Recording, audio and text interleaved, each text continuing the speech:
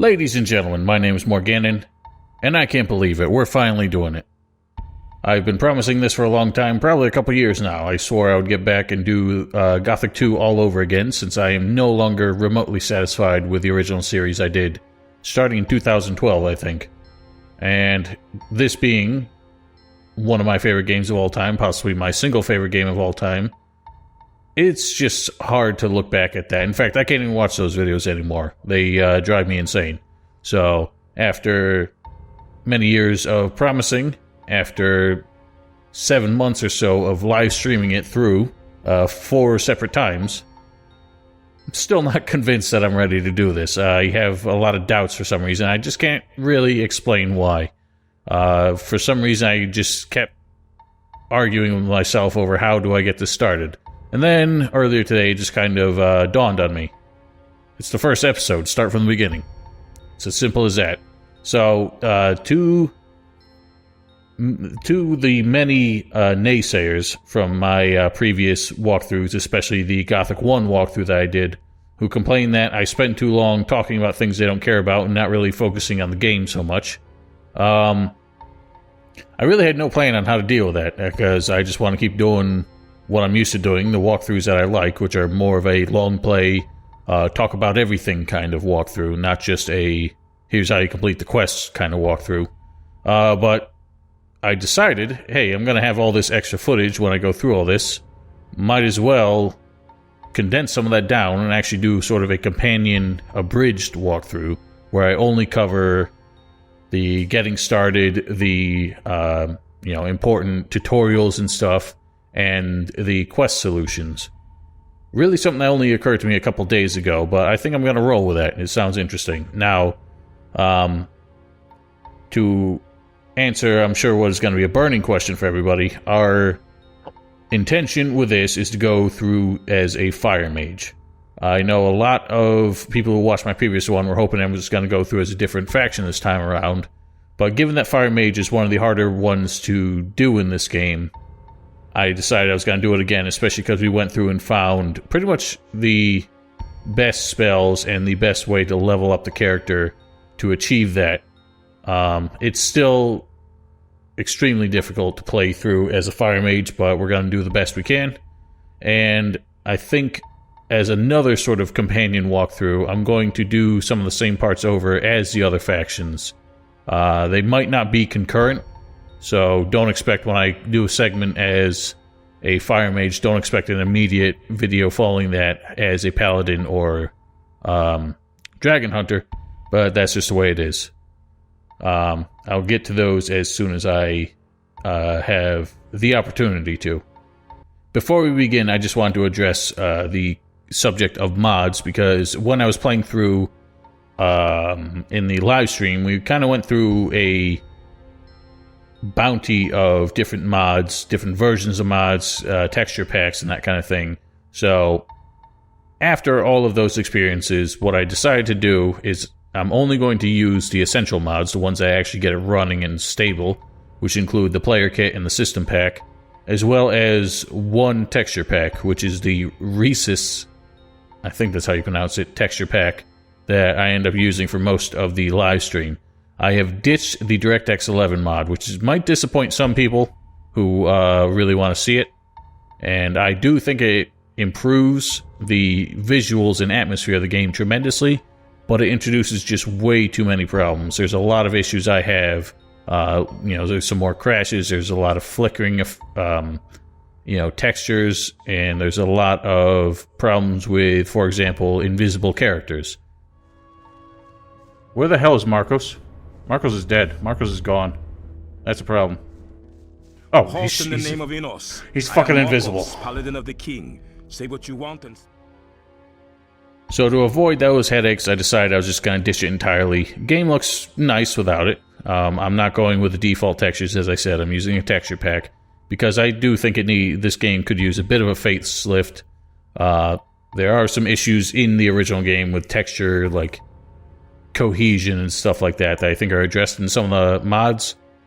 And after playing around with a few different texture packs, I rolled with this one. The unfortunate side effect of not using the DirectX 11 mod is actually the game runs a lot smoother with it installed. It seems to correct a lot of the issues this game engine had with rendering and stuff. So we're just going to have to deal with some substandard frame rates here and there. Anyway, I'm often called out for spending too long on the opening screen, so what say we hop into it?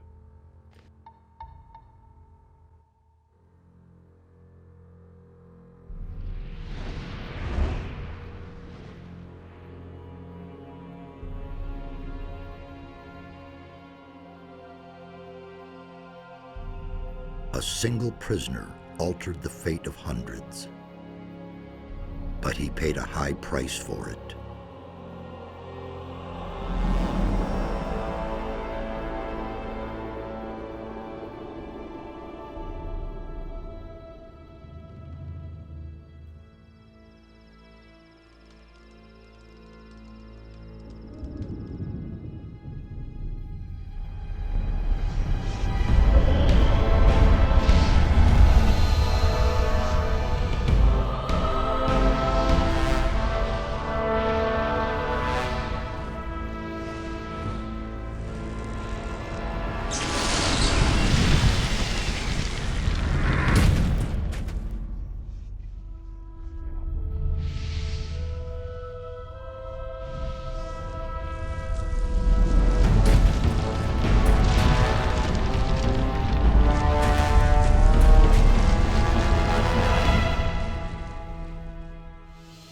He defeated the Sleeper, destroyed the barrier. But while all the other prisoners escaped, he remained behind in the rubble. It was I who dispatched him against the Sleeper. Now it is I who brings him back from there. He is weak and has forgotten much. But he is alive. He's back. There you are again. I never thought the two of us would meet again. I feel like I spent 3 weeks lying under a load of rocks. Well, so you did. Only the magic within your armor kept you alive. I had feared I might not be able to rescue you from the debris of the temple, but enough of that. You're here now. There's a new threat that we have to deal with. After the fall of the barrier and the banishment of the Sleeper, Beliar's wrath has grown even greater. A mighty artifact, so it is written in the old scriptures, will be brought back to this world when the God of Darkness sends his henchmen out to search. This search has long since begun. Beliar's henchmen are desecrating the oldest shrines of the gods. The guardians of these holy places have awakened, and their wrath makes the earth tremble.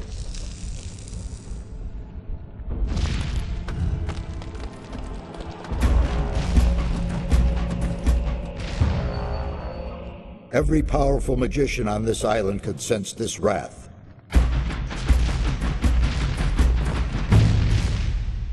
And some of them have certainly begun to face the threat.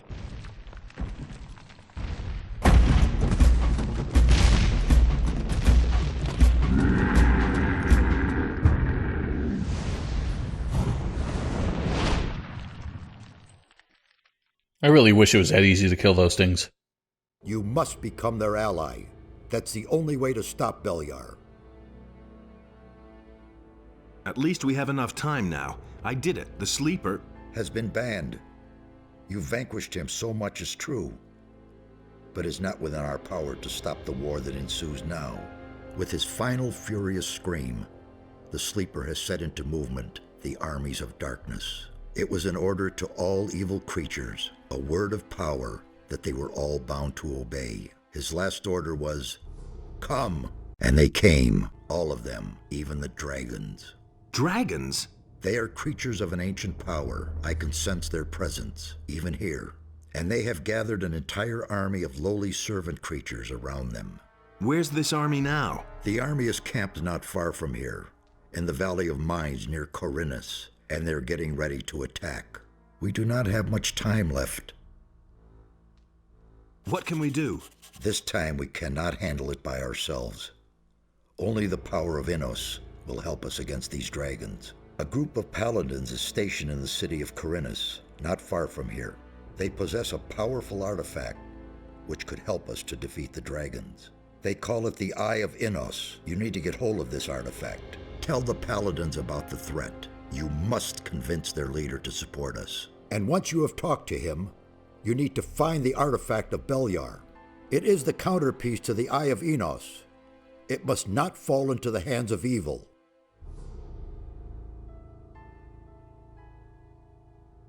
How can I get to the city? Just follow the path from here through the mountains. The city is large. You cannot miss it, but watch out. The path to town is not without dangers, and you aren't nearly as strong as you once were.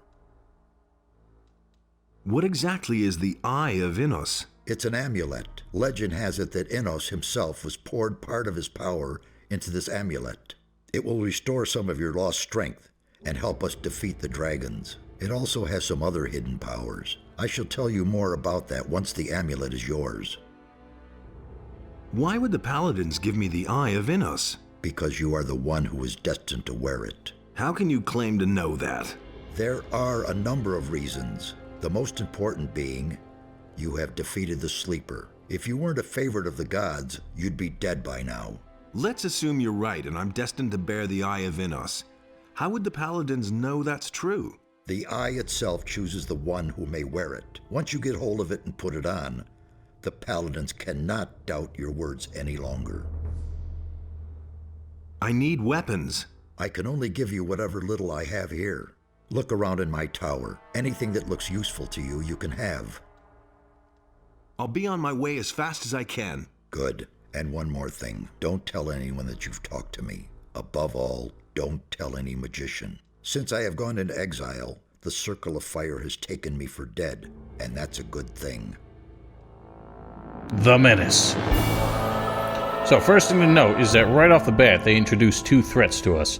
That probably is a little disjarring to a lot of people who just start this game for the first time. The reason for that is the Gothic II edition that you can get these days, the Gold Edition, by default includes the expansion, which is built into the rest of the game. It's not a standalone or like separate loaded module like a lot of expansions were back in the day. So, unfortunately, even though it's an interesting enough expansion on its own, the way they kind of include it into the rest of the game is a bit disjarring, especially when it comes to the plot itself. So, the introduction to it coincides with the introduction of the dragons as another threat, and they kind of talk about the two threats separately, and it's not really clear on how they are connected in any way. That's one of the biggest faults in the expansion, but overall, I think the expansion is a very nice inclusion in the rest of the game. Another thing you might have noticed is that Xardas seemed to almost have like two different voices there, and that gets even more noticeable with characters that we meet later on, where even when they get the same voice actor to come back in the expansion lines, just doesn't seem to perform the same character when they're doing it. So you can really tell which lines were recorded, for the expansion, which ones were part of the original game. Xardas' actual whole opening conversation with us, the first few lines that each of us have, were completely different in the vanilla game for some reason. I have no idea why they decided to change it. Finally, I've been trying to bring you here for days. I felt like I spent 3 days lying under a load of rocks. Well, so you did. Only the magic within your armor kept you alive. But enough of this. You're bound to get all your strength back. At least we have enough time now. I did it. The Sleeper has been banned. You vanquished him, so much is true. But it's not within our power to stop the war that ensues now. You're talking about the orcs? I am talking about much more terrible creatures. Before we move on, he has a lot more to say. But before we even do that, take a look at these book stands. Each of these lecterns gives you 25 experience points when you read it, which is very helpful early on. Now, they each have something to say if you want to read it, but none of them actually do anything for you. This is the recipe for healing potions, but we have no skill in alchemy, which means we can't produce that anyway. you'll notice that he's going to use this one. And unfortunately, this game does not let you use objects that another NPC is using. The problem is, there's 25 XP on that lectern, and Xardas literally never leaves this lectern. He doesn't sleep. He stands there for 24 hours a day. The only time we get him to leave is in Chapter 3, when we need him to help us with something, and in Chapter 5, when something else happens. So you might be wondering, oh, do I have to wait that whole time just to use this stupid lectern and get that 25 XP? Well, as soon as the dialogue ends, you can run over here and use this one. He'll go to that one instead, and once you talk to him there, he'll walk back to this one. But if he's already here, your only recourse... Hey, watch it. ...is to give him a punch. Now we have, mana potions.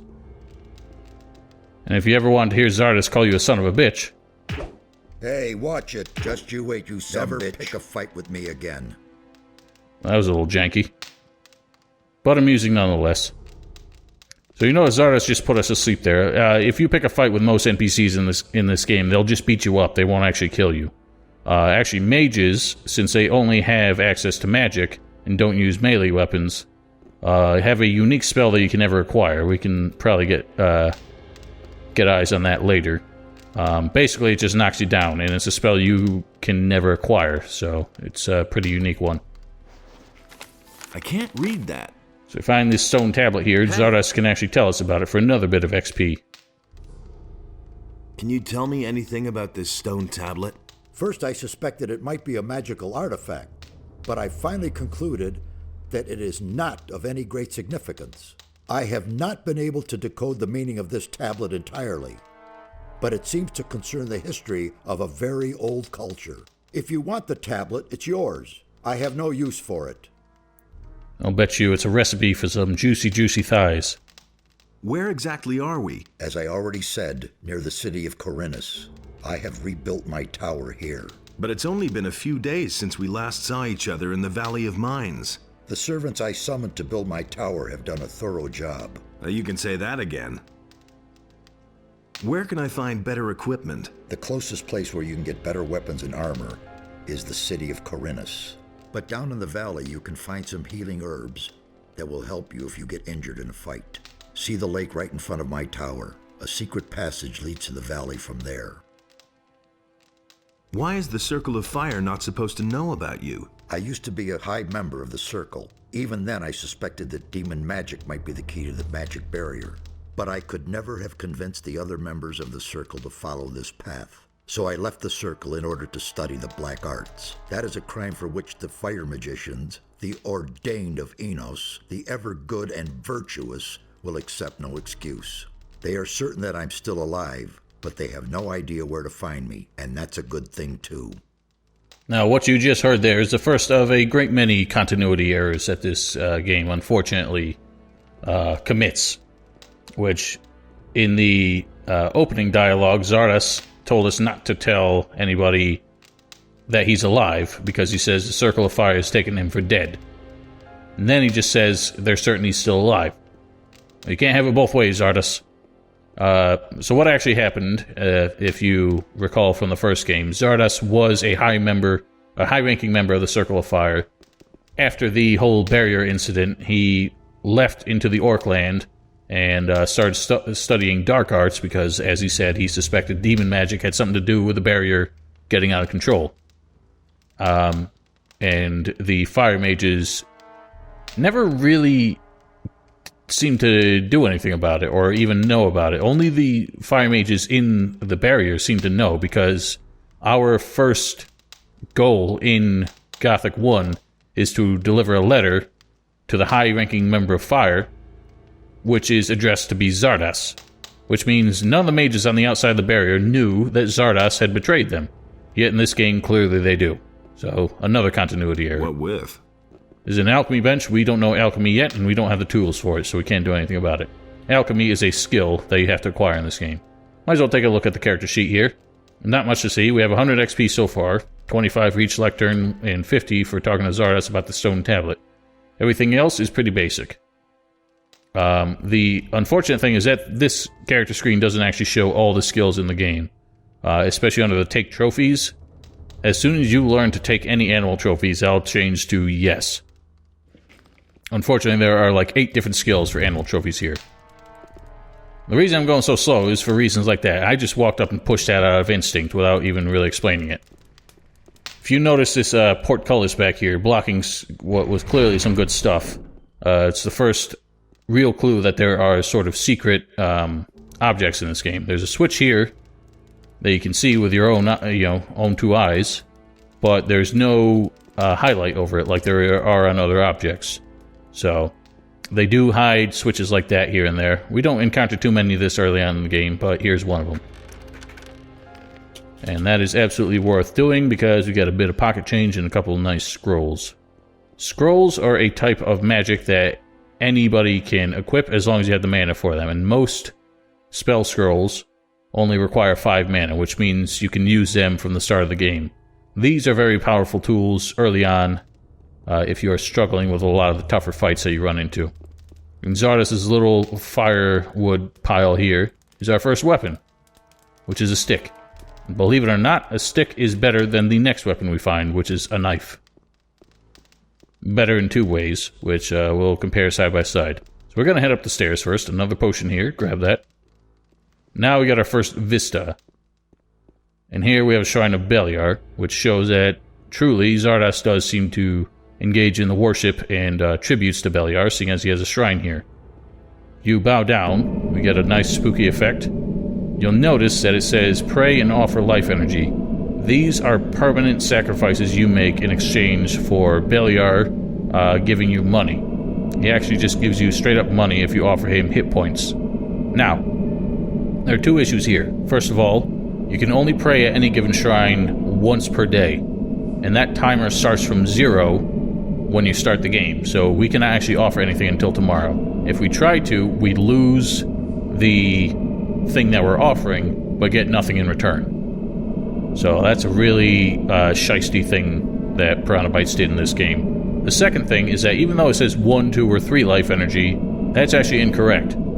This is level 1, this is level 2, and this is level 3 of a donation. Level 1, you offer 1 hit point. In exchange, you get 50 gold. Level 2, you actually offer 5 hit points and get 250 gold. Level 3, you give 10 hit points and get 500 gold. And if you offer nothing, he just hurts you. Because Beliar don't like no skinflints.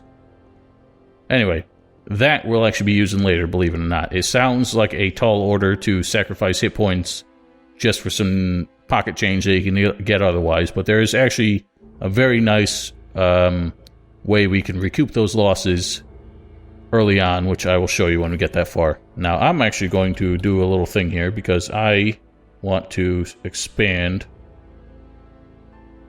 the view distance here.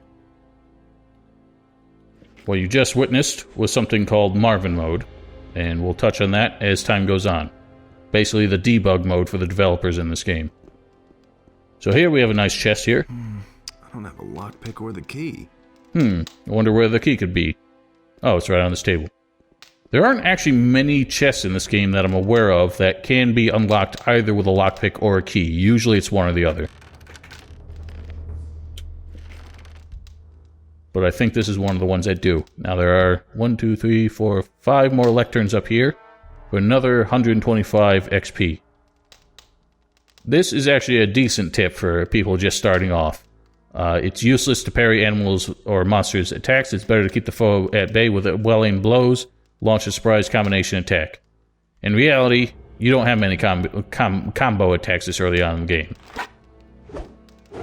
You have this basic 2-swing with a long recovery afterwards. Otherwise, there are... What? How did I... Yeah, okay. You can get a sustained back and forth swing, which, I find too janky, and since it has no forward momentum, it can be difficult to use that effectively against enemies in the field, and I don't find combination attacks to really be that useful, since enemies will dodge out of the way, and while you're standing there swinging like a fool, they'll usually sneak in a hit on you. Now, one caveat I should point out before we begin, something that I'm sure I'm going to get a lot of shit for. I have disabled Gothic 1 controls. I do not like that control scheme. I know a lot of classic Gothic players will probably sneer at me for it. But that is just a fact of the matter. I got used to this game with the conventional controls, which is what I'm going to call them, the Gothic 1 controls off, where instead of holding down left click or left control or whatever you use, and using the movement buttons to direct your swings, that screws up my mobility too much. And in this game, because you cannot block attacks from monsters, mobility is much more important. The way I play depends on it, and I've gotten through this game hundreds of times like that. And I still prefer it, even after I got used to playing Gothic 1.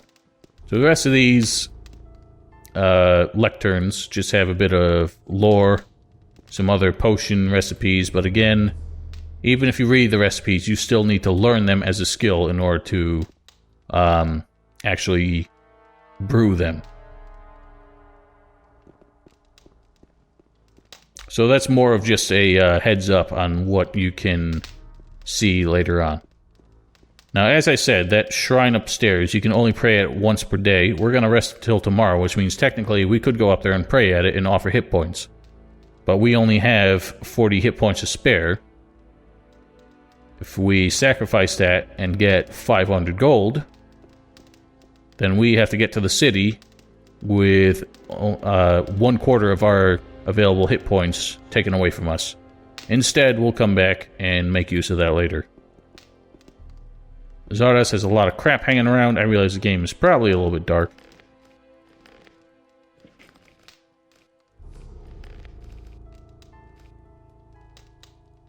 And in windowed mode, that doesn't make a difference, so I'm just going to have to brighten that in post.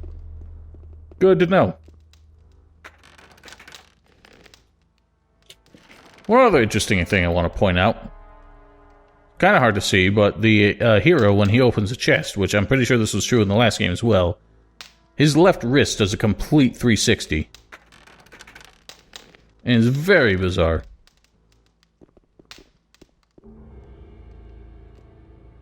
So, you definitely want to grab all these here. These are actually helpful for a quest later on. If you do want to join the alchemist, work for the alchemist in the city, you will need every single one of these items here. Other than this belt, which is something we keep for ourselves. Now, we'll talk about the apprenticeship in the city once we get that far. But just a heads up, you do want to grab all these. And around here, just some loose gold pieces. Not really sure why Xardas has loose change strewn about, or why he has so many barrels and crates. I mean, he must be in here for the long storage. Actually, I should have, while we were up there, should have pointed out, Xardas seemed to pick this location for its seclusion from everything else. Well, if he wanted seclusion, first of all, maybe don't make a tower that's basically scraping the sky. But there's civilization just over this ridge here that could easily see that, not to mention, you can basically see the city from there. So everyone at this point surely knows that his tower is here. Nobody would have missed that. Anyway, we're going to put this belt on. Oh yeah, I said we were going to compare these two. So you'll notice that the heavy branch actually does twice as much damage as a dagger. You would think that a stick versus a knife would win. Well, not only does the heavy branch do more damage, it's actually quite a bit longer. And I should pull up the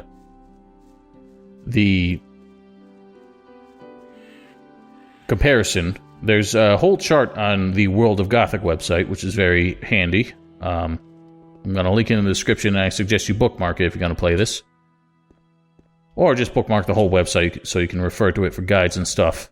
There is a hidden attribute on weapons, on melee weapons, which is range. You can consider it the reach.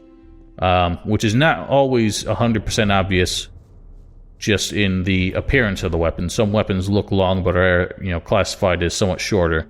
Basically, the shortest weapons in the game have a value of 30. The longest ones have in excess of 100. And the knife is... I actually think the dagger is 40? I'm probably wrong.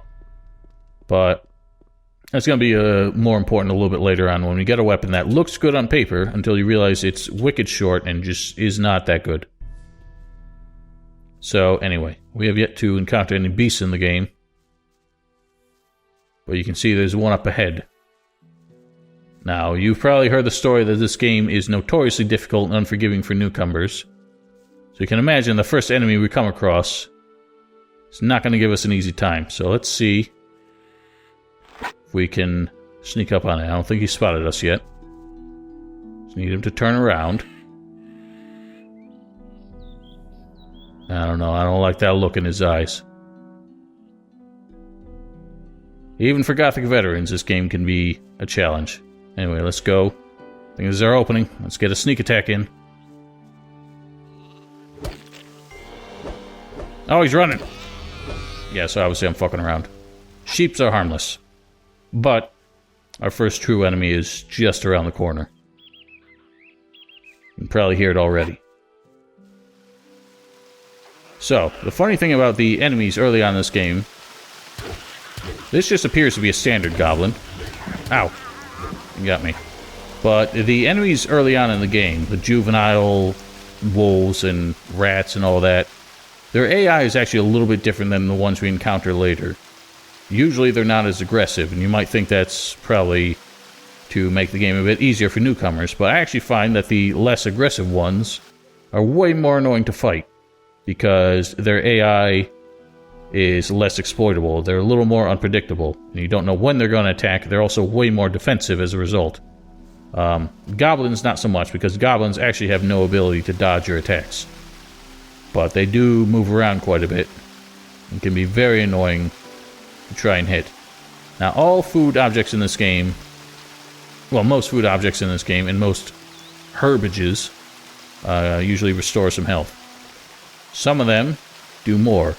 Some of them actually give permanent effects, such as these goblin berries, give you dexterity bonus. Dragnoot gives you strength bonus. You're probably going to be very tempted to start scarfing these down every time you see them. Do not do that. We can make much more powerful potions out of them later on. So hang on to all thems. And we can hear more goblonians in here.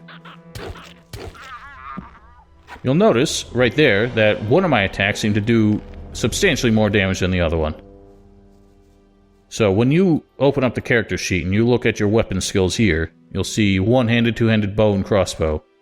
One and two-handed are your melee weapon skills. We'll see we have a 10% value on those. What that 10% value actually refers to is your chance of doing a critical hit. Now, the damage calculation in this game is a bit different than what you might be used to, and it's definitely different from the last game. In the last game, I don't actually remember the calculation. I can probably just splat it on the screen right now, just for comparison. But in the last game, in Gothic 1, there was no minimum damage, no minimum amount of damage you could do. Meaning, if the damage calculation essentially ended up at 0, or less than 0, you did no damage. And you could never inflict pain on the enemies you encountered. In this game, it's a little bit different. So if I remember correctly, so the standard damage calculation is your strength plus your weapon's damage minus your opponent's armor. Take that value and divide it by 10. So 1/10 of that calculation is how much damage you can deal. With a minimum of 5. The least amount of damage you can inflict on any enemy in this game is 5. That way, if you want to, you can actually take on high-level enemies as long as you're careful enough to actually defeat them. Critical hits are basically the same thing, except you do 100% of that damage. You do not get it divided by 10. So, I'll just have the values side by side on the screen here so you can see what I'm talking about. Now, as I said, critical hits are based on your weapon skill. Right now, we only have a 10% chance of securing critical hits, which means against some really tough higher-level enemies, not being able to do critical hits can make fights take a lot longer. But if the enemy's armor value is high enough, even a critical hit won't do more than 5 damage. So we gotta move quickly here, because goblins suck. Like I said, these goblins aren't as aggressive as they usually are. So as long as you're quick, you can deal with them pretty easily. One of the tricks that I use, and one of the main reasons why I refuse to use the Gothic 1 control scheme, is that if you have a weapon drawn, the backpedal animation has invincibility on it, as long as the attacks are coming from your front. So you might have noticed right there, I did backstep and avoid damage from some of the goblin attacks there. And that's why I keep the Gothic 1 controls off. Because if you have the Gothic 1 controls on, holding... Let me actually demonstrate it.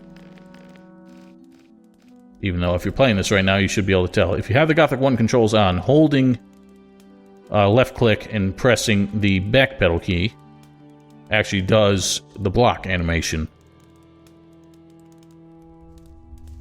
So the reason I don't like that is because even if you let go of the focus button, left mouse button, you might still do a block by accident, which again, against monsters such as goblins or wolves or whatever, doesn't do anything.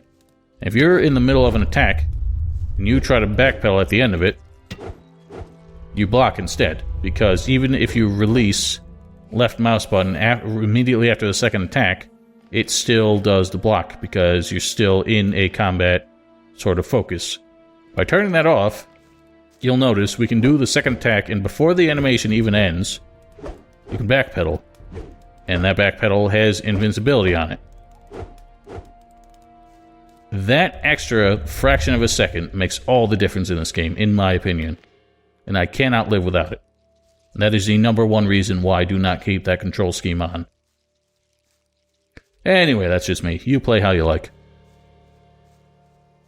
So we're following this path that Xardas directed us towards. He said go down through the cave into the valley to find some healing herbs. There's actually more down there than just healing herbs, as we're about to see. But here is actually the first of the, what I'll call the aggressive enemies. These are field raiders. And you'll notice my technique for fighting them depends very heavily on their aggressive behavior. So to demonstrate again, when enemies come at you, as long as you backpedal, you won't take damage. And this includes backpedaling into the wall, believe it or not. So that proves that this is actually more of a block than a dodge, because it's not just a matter of you getting out of range of their hitbox. Now, another trick I used to use was basically to try and strafe enemies coming at you like that. But as you can see, it's not very reliable because hitboxes in this game can be really wonky. So I started doing the backpedal instead, since that is pretty much 100% reliable.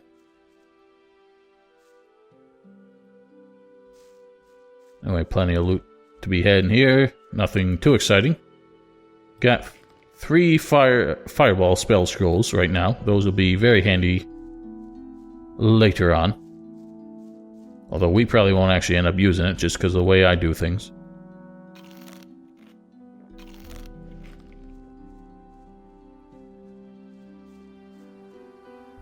Healing plants seem to be one of the most abundant plants, I guess, around. These are actually necessary for making the most basic healing potions. It actually is funny to me how they came up with much more like simple and generic sounding names for the healing items in this game. Like it's just healing plant, healing herb, healing root. And I mean the mana based ones are fire nettle, fire root, and all that. And that's more exciting. But yeah, I almost think that these were like code names that they just never replaced with actual, you know, creative names. So down here, you can hear wolves snarling. The young wolves, as I said, are more annoying to fight, because normal adult wolves will charge at you kind of like the field raiders upstairs did. These ones don't, and have a tendency to back away from your swings.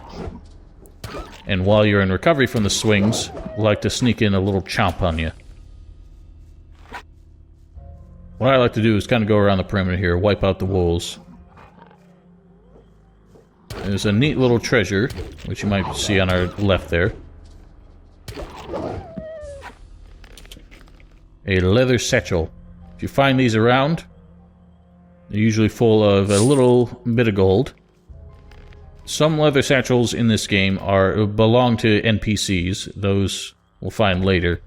A lot of times you don't want to open those right away necessarily, because you might want to actually give them back to the proper owner. But you don't have to. Just be aware that things might play out a little differently if you don't. So there, we've leveled up. Leveling up gives you a flat increase to your hit points, which is handy. They also give you 10 learning points, and learning points are used at certain NPCs who can teach you skills with them, as well as increase your attributes. We shall deal with that when we find some, or go over that in more detail at least.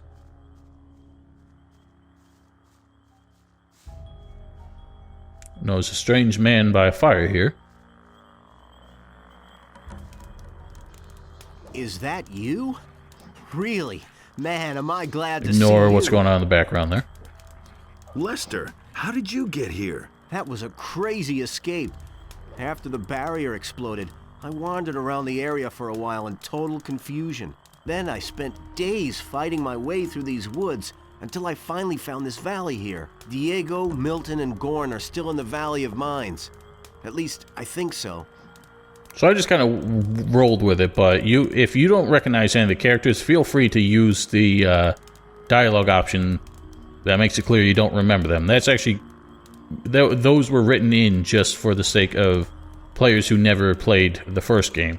Obviously, the contrived plot point here is that our hero has amnesia. What happened? After the Sleeper was defeated, the entire Brotherhood lost their minds. Without their master, they were all just empty husks. And you? What about you? It was the same for me. I had nightmares and even hallucinations. But once my head was more or less clear again, I ran for it. Once, I thought I saw a huge black shadow pounce on a group of fugitives and burn them all up in a giant cloud of fire. Great balls of fire. I really thought a dragon had come to kill me. Did you see anything else? No. I took to my heels and ran. Well, isn't that a bit of foreshadowing? Now, full disclosure, I did not play Gothic 1 until years later, probably like 2007. I picked up this game when it came out in the United States. So, this whole bit about the Sleepers camp and all that, I thought they were like a legit, like, doomsday kind of cult, and that they were an antagonist in the first game. Turns out they weren't, and Lester and all of them were just a bunch of stoners. So, the whole bit about the Brotherhood took me by surprise once I got there. I'm on my way to Khorinis. What do you know about the town? Khorinis? Well, it's a seaport. Nothing special. Why do you ask? I must go and see the paladins who are said to be in town. Really? They won't even let you into the town.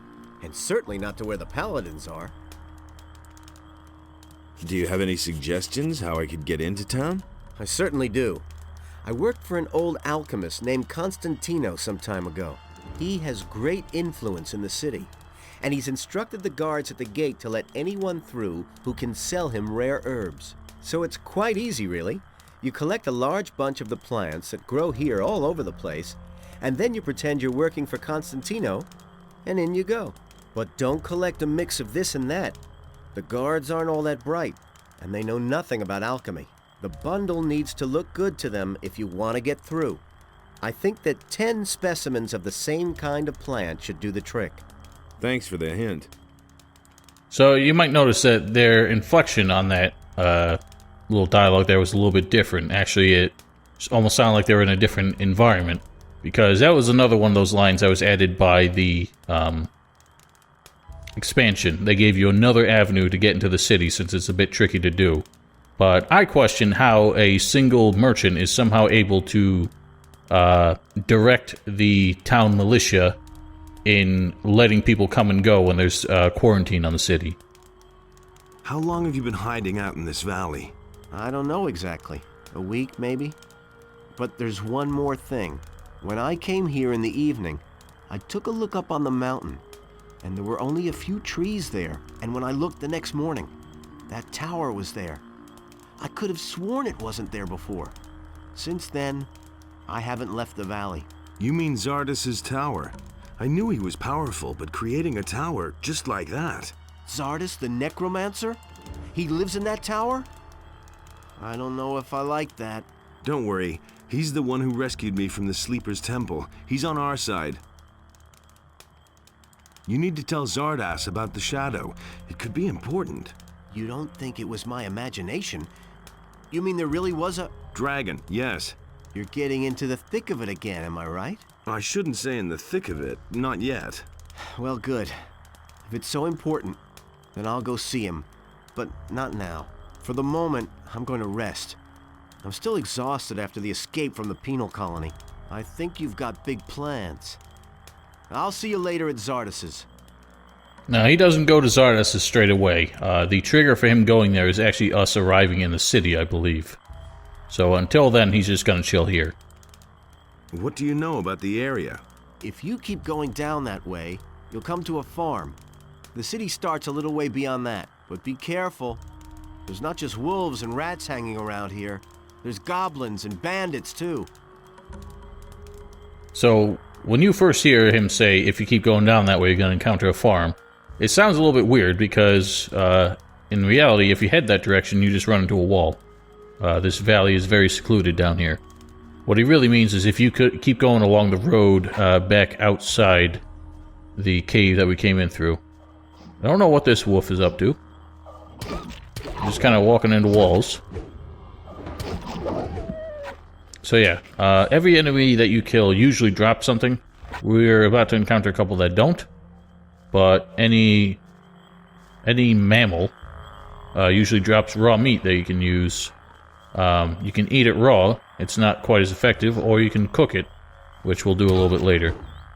Cooking definitely improves the healing factor of the meat, but is a very tedious process in this game. Anyway, we're about to encounter a slightly different enemy. You see him floating about over there. Bloodflies are kind of like goblins in that they move around a lot and are very annoying to fight. I actually find it quite effective. Kind of do the running swings at them. Unfortunately, that makes you much more likely to take a hit from them. But at least you can give them what for. Oh yeah. So you'll notice I keep a weird pattern of save games here. But that's just how I do. We picked up a short bow by the lake. Probably should have pointed that out. Bows in this game are a little bit weird.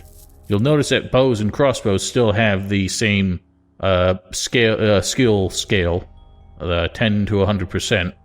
Difference is, bows and crossbows don't get critical hits. They do the same amount of damage no matter what. The percentage refers to range, which is not a very helpful scale because it doesn't really tell you actual distance.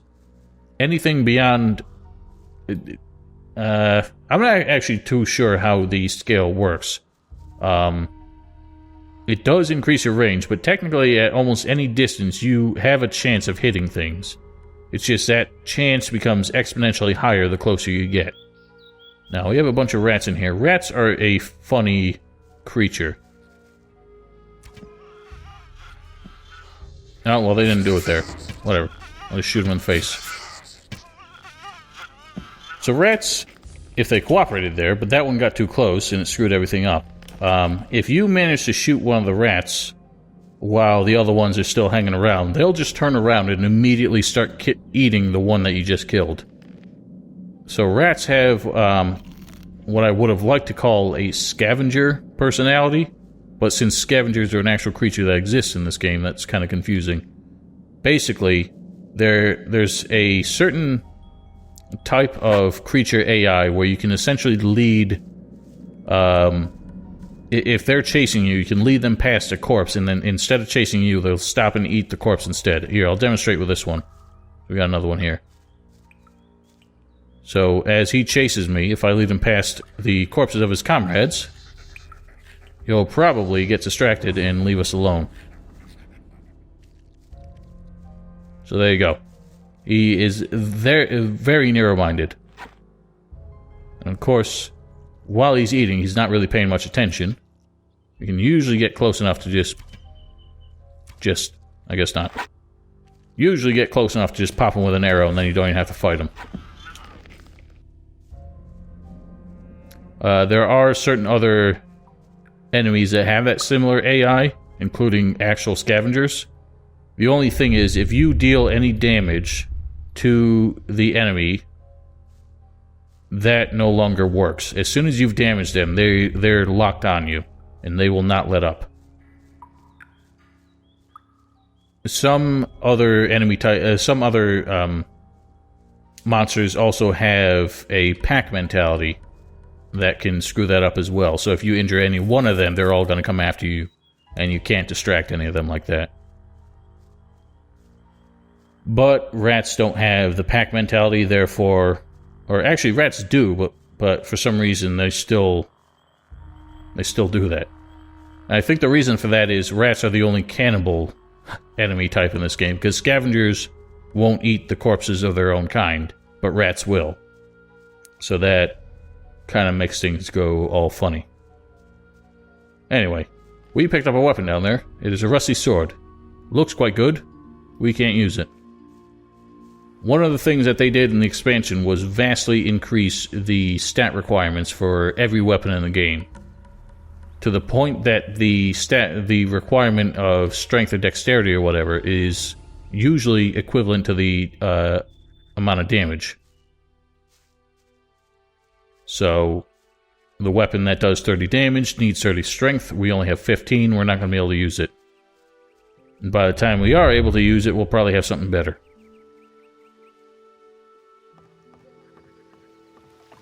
So anyway, that little detour is over and done with. We got to move along.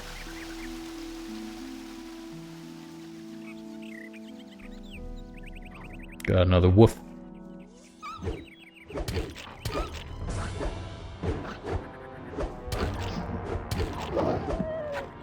So you notice, even when the wolf looks like he's a little out of range, we're still able to hit him. That would not have been true with a dagger if we were using that. Uh-oh. We got a gentleman in trouble here. Oh yeah. Monster around. See me snipe that XP off of him? That's how we do it.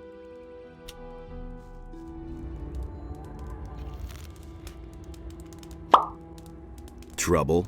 Damn. I don't know where they're all hiding.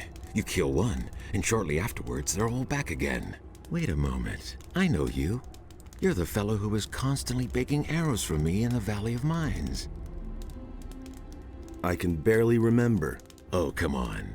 Back then, in my hut outside the old camp, I taught you how to shoot a bow and how to sneak around. Ring a bell?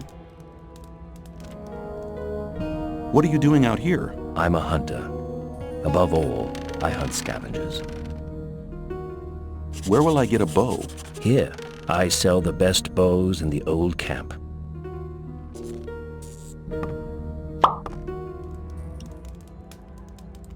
Your name is Cavalorn, right? Ah, I see you haven't forgotten me after all we went through in the cursed colony. Where are you heading? It's funny that he acts like he's so familiar to us. We barely talk to him at all. Cavalorn basically just chilled out in a hut between the old camp and the new camp. And his only purpose there was as a merchant or somebody who could teach us bow or skinning animals or sneaking around. We really had nothing to do with him. Also, his voice is totally different in this game. Now, if you want, you can use any one of these dialogue options. It gives you a little bit of extra dialogue, but this one here actually starts a quest for you, so we're going to say this. Back to the Valley of Mines. Really? I wish I could follow you, but I have to finish my duties here first. When you're in the Valley of Mines, could you please look around and see if my old hut is still standing? I'd like to return there one day. So, you'll notice it gave us a quest for that. We'll open up the journal for the first time. Gave us a quest to go look for his old hut when we get back to the valley. We can still do that quest even if we don't get that dialogue from him. It's just we have to actually get to the valley, check out his hut, and then come back and tell him about it. Interesting armor you're wearing. Don't you belong to the Shadows anymore? Shadows? They haven't existed since the fall of the barrier. The moment we could finally leave the Valley of Mines, there was no reason for me to stick with them. Now I work for the Water Mages. I belong to the Ring of Water. Tell me more about the Ring of Water. I'm not really allowed to talk about it. All I can do is send you to Vatras. He is the representative of the Water Mages in Khorinis. The best thing would be to talk to him. Tell him you've come from me. Maybe he'll take you on as one of us. We urgently need more good people. Interesting. What are you doing here? I'm sitting tight. If it hadn't been for these damn bandits, I wouldn't be here. Bandits? What was that about bandits? Have you slept through the last few weeks? Huh? I'm talking about all the riffraff from the penal colony that are making themselves at home here in the area, plundering and murdering for all they're worth. I guess I'm lucky they didn't kill me. I let down my guard for one moment, and they clubbed me from behind. No idea how I'll get all my stuff back now. Oh, we'll find a way. Something I really should have brought up while we were up by Xardas' tower. In the opening cutscene, it says it's been 13 days since we defeated the Sleeper, and Xardas was able to rescue us from the debris of the temple. Now, I don't know if it's implied that we were asleep for a great deal of time after Xardas summoned us back. That's the only reason I can kind of come up with for why there seem to be a lot of inconsistencies in how much time has passed since the barrier fell. Since a lot of people act like it's been several weeks, not just 2 weeks, but many weeks since the barrier fell and all the convicts escaped. You were robbed by the bandits? Yes. They beat me down and tossed me to the goblins for lunch. It was damned important stuff. A letter and all my money. I absolutely have to get it back. But without someone to watch my back, I'm not going back there. That cowardly rabble. Well, I can watch it back, but I can't really defend it. Can I help you with the bandits? Maybe. But as scrawny as you look, you surely haven't held a proper sword in your hand for weeks. Well, I don't have any choice but to take your offer. My time is running out. So, pay attention. Down this path here, you'll find one of those filthy holes in the ground that bandits like to hide in. The fellows there are the same ones who stole my stuff. Let me know when you're ready, and we'll nab the rabble. I need better equipment. Those swine haven't left me much. I can give you a wolf knife. Will that do for now? You call that a knife? But what about healing? I still have 2 healing potions here. Interested? Sure, give them here. Now, we'll mix it up with those guys a little bit later. Weren't you and your people enemies of the water mages back then? Those crazy old days are over. There isn't any more new camp or old camp. Now that the penal colony no longer exists, everyone is on his own. Most No of us sense of former camaraderie prisoners after all. are still being hunted. The water mages were able to get my sentence commuted, and now I can move about freely. Well, isn't that nice for you? What are the water mages doing now? They're up to something big. It has to do with an unknown region of the island. An unknown region? Where is it supposed to be? I can't tell you more. Talk to Vatras in Khorinis. Alright, well, he keeps referring us to Vatras. I guess we'll go pay Vatras a visit. In the meantime, enjoy your nice roasted goblin there. Well, it's getting a bit dark, because I'm simply taking way too long. Way longer than I would normally spend in the opening scenes here, but as I said, this is going to be a very thorough, not just a walkthrough, but also a talk-through. So, before we go on and beat up the bandits, we want to go scope it out, I think. If you want to, you can come along here through this back area. Head over that way. There's a bit of loot to be found. Nothing that useful. At least nothing that we can access from here. Because a lot of the treasure is guarded by enemies that are just a bit too tough for us now. Anyway. Do a bit of a save. Sneak around, looting stuff. So Kavlorn is an NPC that was actually added by the expansion. Originally, this camp was just populated by goblins. If you headed down this way, these bandits were still here, but the whole scene with Kavlorn would not have happened. You would just be on your own. So it is a bit convenient. He helps you out a bit here, but we're gonna try and tackle this with a bit of diplomacy. Now, we got another good weapon here. A two-handed weapon, the first one we have. But again, way too strong for us. Now, you'll notice this wolf knife. 30 points of damage versus the 10 from this, and still the same strength requirement, as well as a 3-point bonus to our one-handed skill. Only thing is, you'll notice how small it is. The range on this is so bad that I actually cannot recommend using it. It is very difficult to fight anything with it. It is among the shortest weapons in the game. It actually has 30 range. I think there are only like 2 other weapons that short. So I don't recommend it. Now you notice this guy, in spite of being a ruthless bandit, does not attack us on sight. He actually wants to have a chat. So let's have a chat. Hey, where do you come from? Now if you tell him that you come from Xardas, he will attack you immediately. He's not a hard fight, but we can tackle this with a little more diplomacy. I've come from the mountains. Exactly, you come from the mountains, and that is bad for you. Very bad. They're looking for you, a whole bunch of evil guys. There's someone here you absolutely have to talk to. Follow me. A whole bunch of evil guys? Now the key here is to just keep being really flaky with him. If you try to follow him or you try to leave, he's going to attack you. Who's looking for me? Half of Khorinis is after you, and you're trying to tell me that you don't know anything about it? Ah, I see. You just don't want to talk to me about it, All right, it's your business. So, you coming or not? Who should I talk to? To my leader. His name is Brago. He can explain everything to you better than I can. So, what about it? Are we going? How do I know this isn't a trap? You know, I'm getting tired of you. If you don't want my help, then just go to the city and let them put you behind bars. You come with me now or forget about it, see? Easy, my friend. Someone else already tried to trick me. Oh? This guy suggested that we should get an amulet together and share the profit. Once we reached our goal, he and his friends attacked me. It sounds as though they got you involved with the wrong people. Where was that? Now this is where you should actually be forthright with him. I was a convict in the mining colony. You come from behind the barrier? Man, then we were there together. I don't know you. I was a digger in the old camp. I didn't have much to do with the whole thing. But what is more important now is you are in big trouble. Someone has put a pretty price on your head, and he's handed out a few posters with your mug on them. If I My were mug? you, then I would be very, very careful. There are people with us who would kill their own mother for gold. But I think we boys from the penal colony ought to stick together. Then I guess I better thank you now. Oh, it's nothing. Just make sure you stay alive. It's interesting how this guy had a massive change of conscience, but we'll see how that camaraderie kind of comes into effect a little bit later.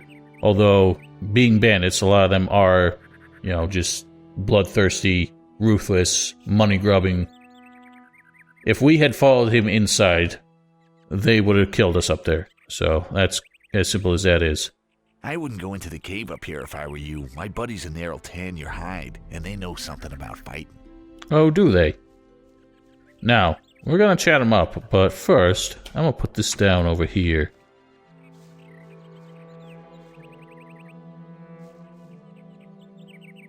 Who's the fella who pays the bounty?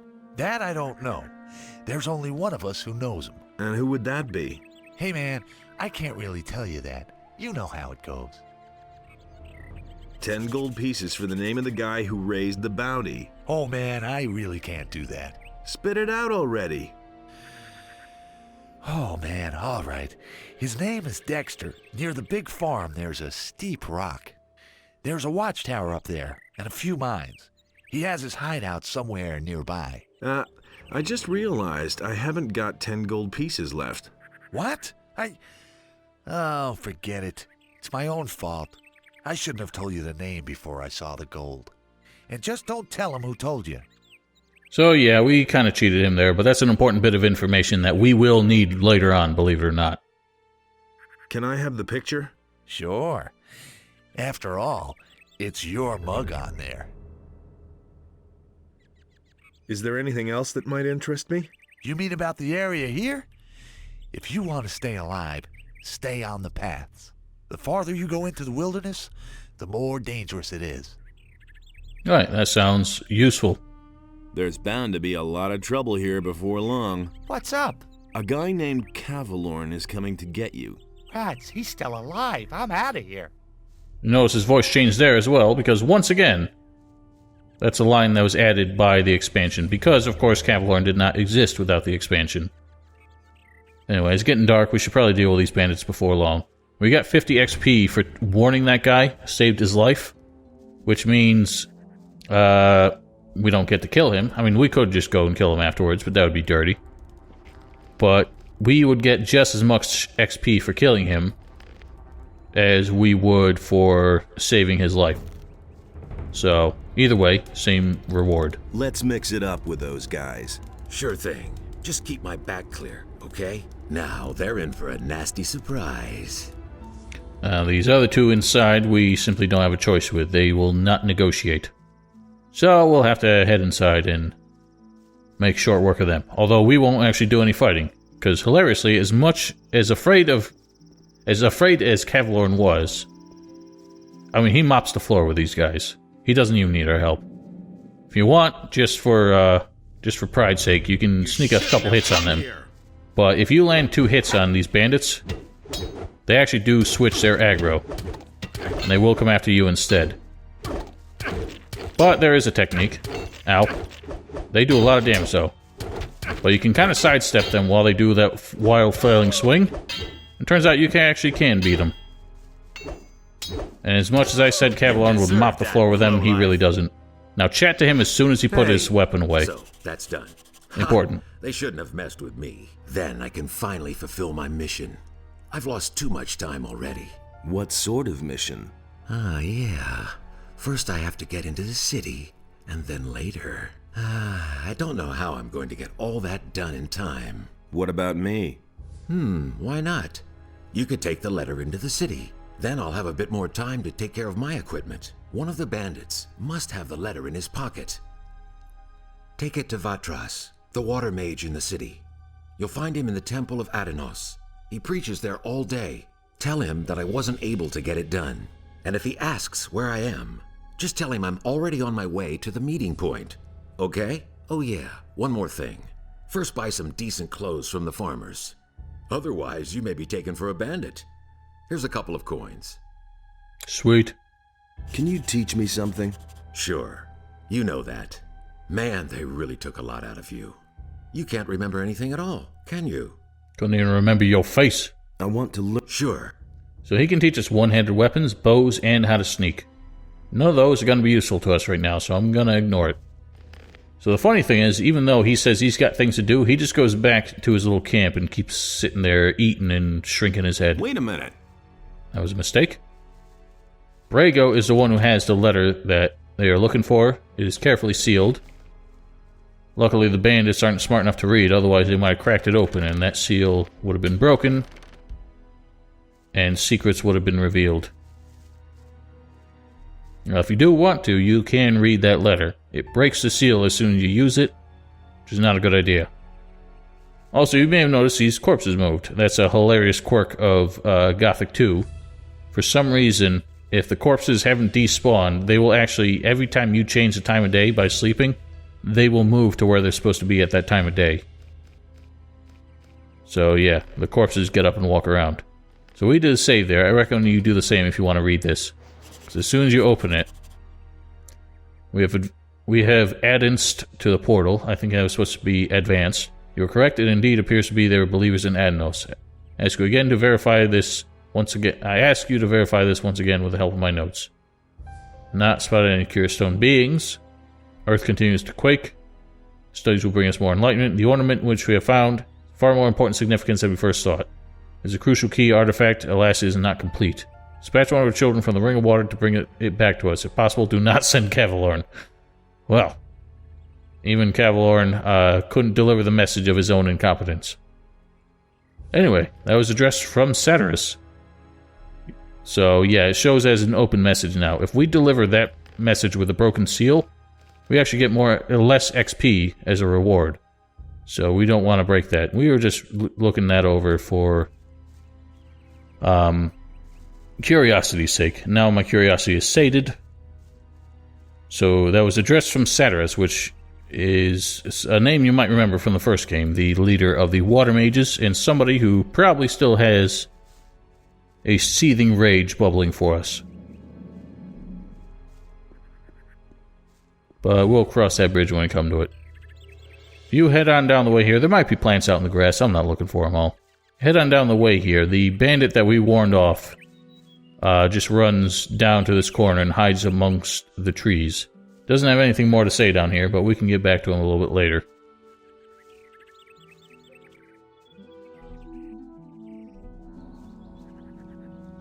And once we emerge here, you'll notice a very different shrine from the one we encountered before. This one is a shrine to Enos, and it operates the same way. Actually, the shrines of Beliar, the first one we encountered, is another thing that didn't exist before the expansion. Those were added. The statues of Enos did exist, and these operate pretty much the same way, except you offer gold in exchange for attributes. Now, the right way to do this is to donate 100 gold pieces every time. Every other increment that you give yields a different, slightly... actually, I would say substantially less useful reward. There's a whole formula / chart kind of thing to decide what attributes you get when you pray to Enos, and it still confuses me to this day because it does depend on which faction you join. And as a factionless character, I think you actually get the best rewards, but I have debated that with people so many times that I'm still confused by it. But anyway, if we were just to donate 100 gold now, we would get 1 point of strength. Seems quite expensive. Let's see what happens if we donate less. Donate 50, he gives us 2 hit points. Not that useful. Won't be useful in the great scheme of things. It may be a little helpful now.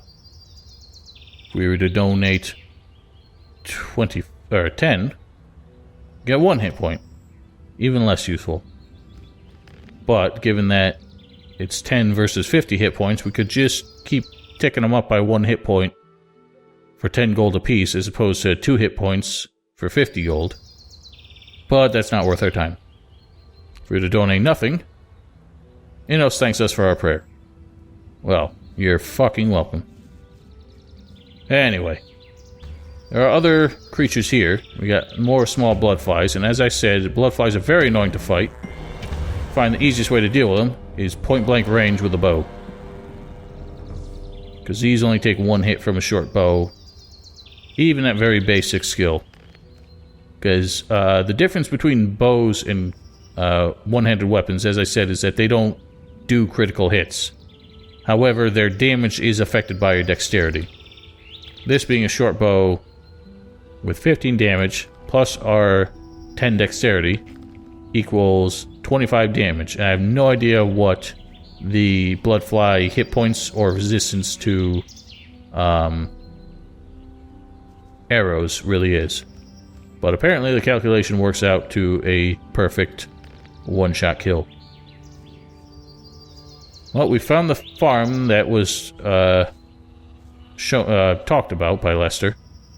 Or that Lester gave us a heads up about. Let's speak with the shepherd. I saw how you came out of the mountains.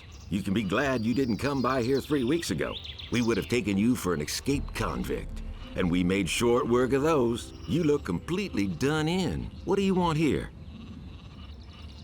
I was attacked by bandits in the mountains. Those filthy rabble. They were probably the same bastards who took one of our sheep last night. You had terrific luck. Most people don't get away alive.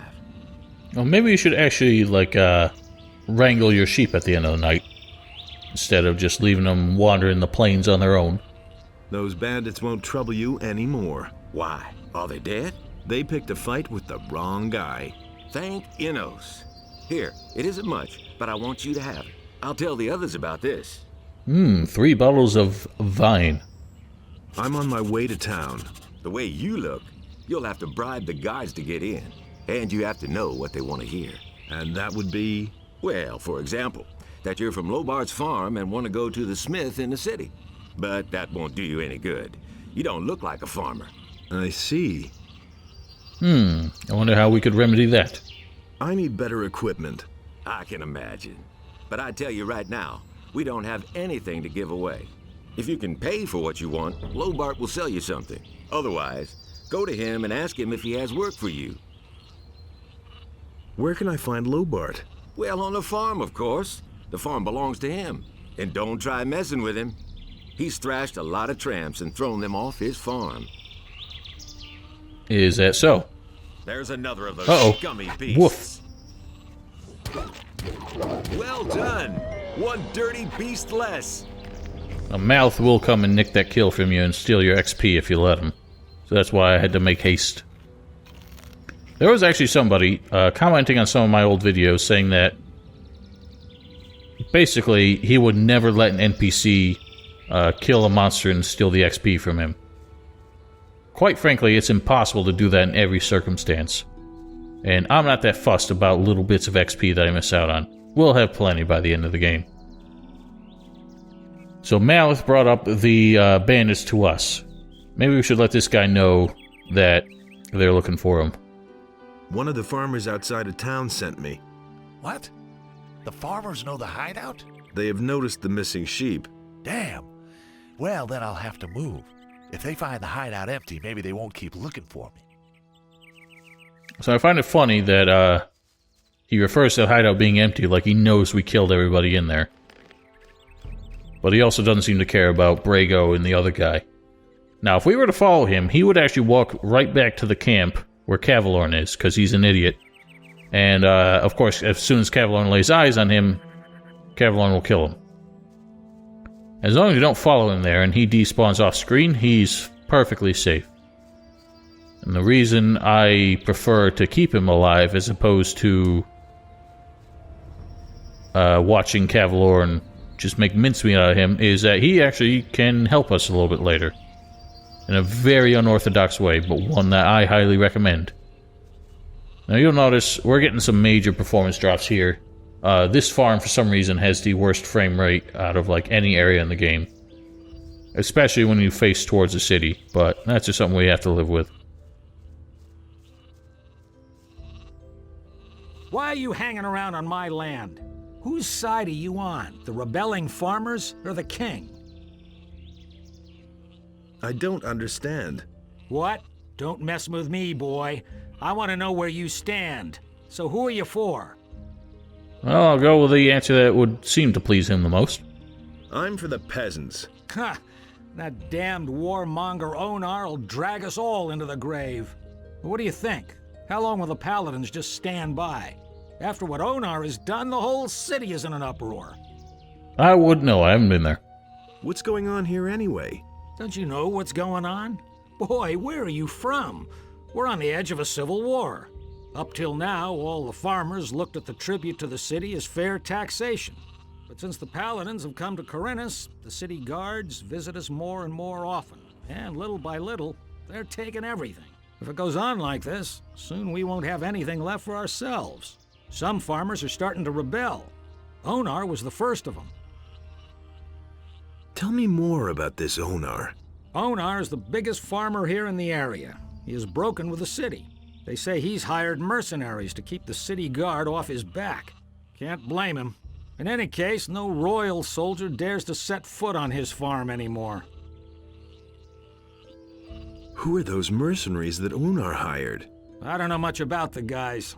Supposedly, a lot of them are former prisoners from the mining colony. Everybody knows what you can expect from them. Yeah, those assholes. What about you? Whose side are you on? Peasants or king? I'm too close to the city to really have a choice. But I'm glad about that. I wouldn't know how to decide.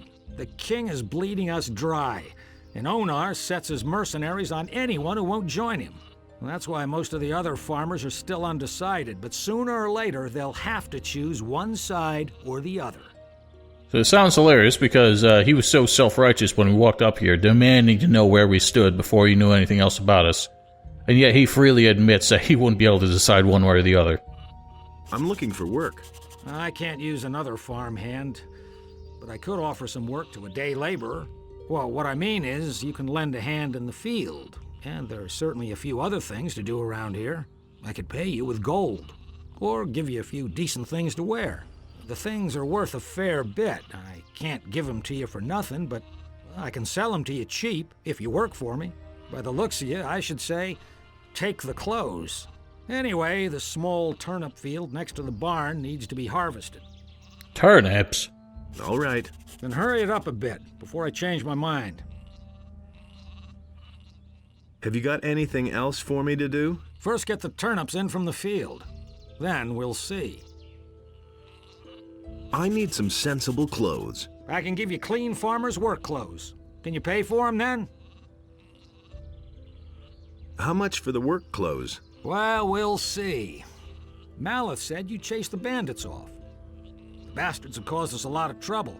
Thanks to you, we're rid of them. 60 gold pieces.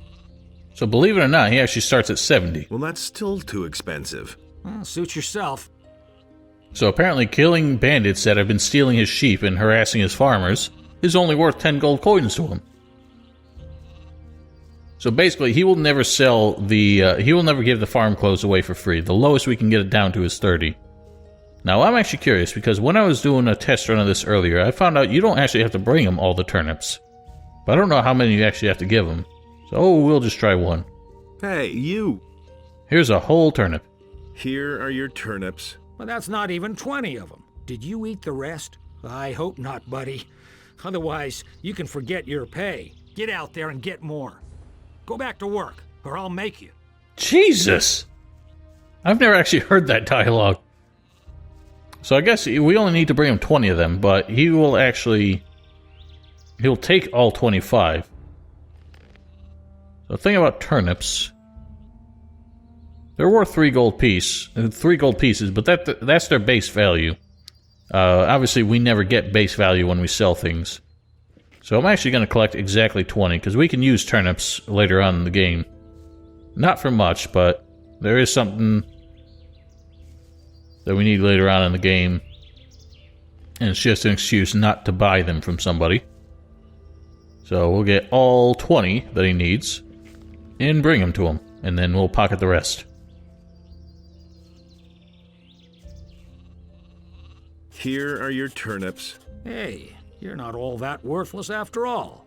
Take them to my wife in the house and tell her to cook them. What about my pay? Like, just the turnips? 5 gold pieces. Or sell you the clothes cheaper. Well, what's it to be? So, he will sell the clothes. Every task you perform on this farm, he'll take 10 gold off the price of the clothes. Which would sound to be a better deal than the 5 gold pieces, but... we're going to take the 5 gold pieces, and you'll understand why in a little bit. Give me 5 gold pieces. Here. Don't drink it all at once. I mean, to be honest, that's the easiest 5 gold that we've ever gotten. So he doesn't take the turnips personally. We have to deliver them to the wife. So he's leaving us alone in his house with his wife. That's questionable. Hey, you! I've got a few turnips here for you. Great. That should be enough to fatten those guys up. Since you're here anyway, I How saw fat a do you get off of traveling turnips? trailer pass by here a few minutes ago. I think he stopped on his way to town. Go to him and see whether he's got a decent frying pan for me. This woman needs a facelift. I don't know why. Every time she talks, her face just stretches. Can you give me something to eat? Here, take this. You're a good lad. Oh, thanks. Give me the gold, and I'll go see the merchant for you. Are you saying I can trust you? Just don't spend the money on booze, do you hear? So very important. If you take too long, and you hold on this gold for too long, let's say you go to take a nap for like 3 days, and then you buy the pan and bring it back to her. She actually gets pissed off because she thinks you ran away with the gold. Even if you bring it back, she still gets angry and still doesn't trust you, and then she stops making you stew. The thing is, she only makes you stew once a day. And as far as I know, once you get into town or join a faction, or maybe it's just once you roll into Chapter 2, she stops giving you stew anyway. But if you want, you can just hang around on the farm, sleep the days away, and collect a near infinite amount of stews from her. I'm not going to waste my time. But let's go get... before we go get that, let's chat up one of the farmers out here. 2 of these farmers have no dialogue, or nothing important, actually. The militia can't be relied on. We have to defend ourselves. Is that so? Oh, somebody's having a little fight down there. We'll leave him be. Work? Same as always. Lot to do, not enough money, and with a bit of bad luck, the orcs will come tomorrow and burn down our farm. The king's paladins have occupied the whole city, but I can hardly believe they'll move their butts out here when the orcs attack us. And that would be truly foolish of them, because you seem to be one of the last farms that are actually producing for the city. Can I help you? I'm looking for work. Do you know anything about working in the fields? What is there to know?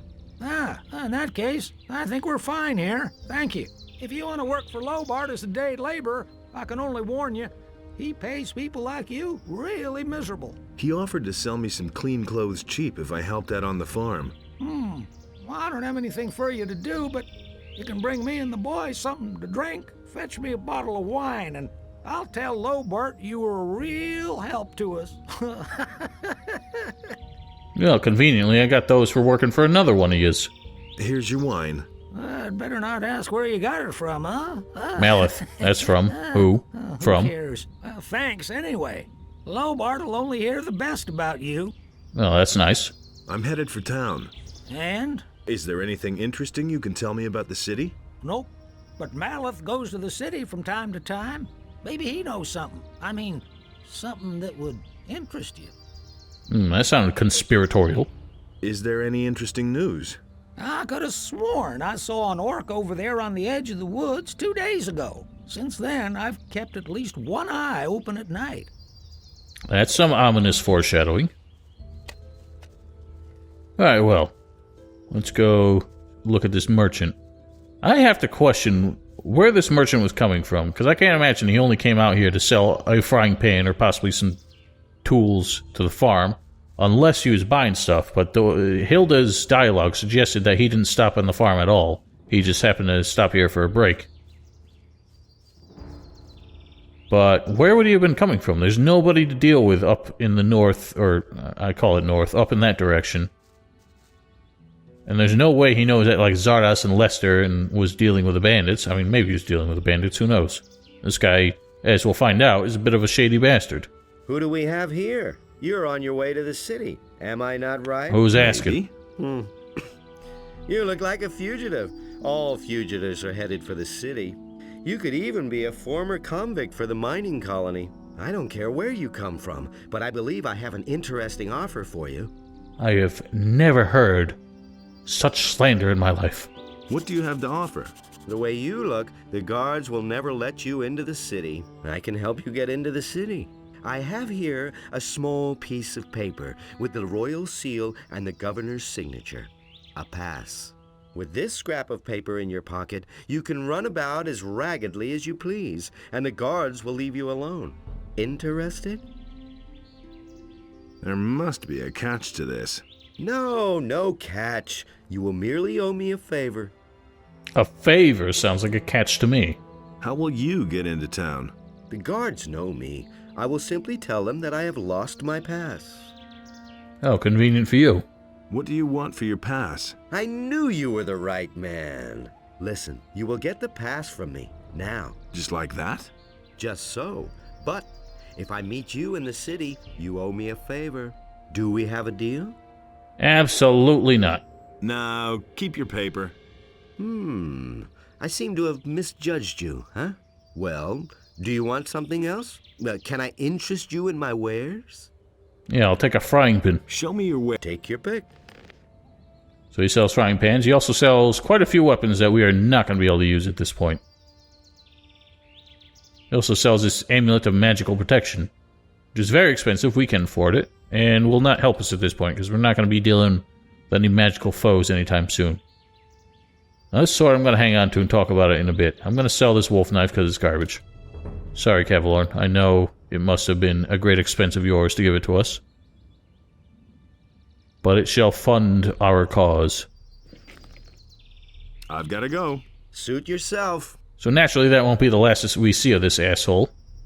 And his favor will come back again. That is one of the ways you can get into the city if you want to. But I don't recommend it. That favor he mentions, he will actually try and blackmail us into doing it anyway.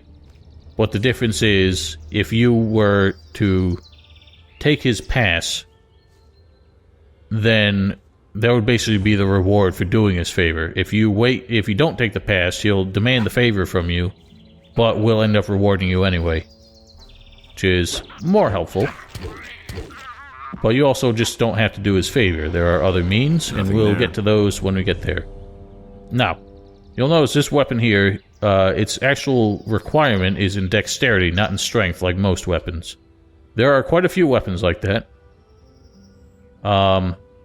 The problem with those is you can use those if you're leveling up dexterity as opposed to strength, and that way, if you're trying to be an archer, for example, it gives you a melee weapon option, just in case. The only thing is, they still depend on strength for their damage calculation, not on dexterity, even though dexterity is the required attribute. So, they're just not going to be as good as an equivalent strength weapon. The only difference is their dexterity requirement is usually half of their damage, so they can do more damage early on in the game than an equivalent strength weapon, but they are not sustainable. So you notice we have some wolves here. There are a couple ways you can deal. Like I said, some enemies have like a pack mentality. You'll notice how one wolf aggroes on us, and it will actually get the rest of the pack. Oh god, that wasn't what I wanted. I'm actually going to reload. The second one wasn't really cooperating. There is a way to deal with this that makes it a bit easier.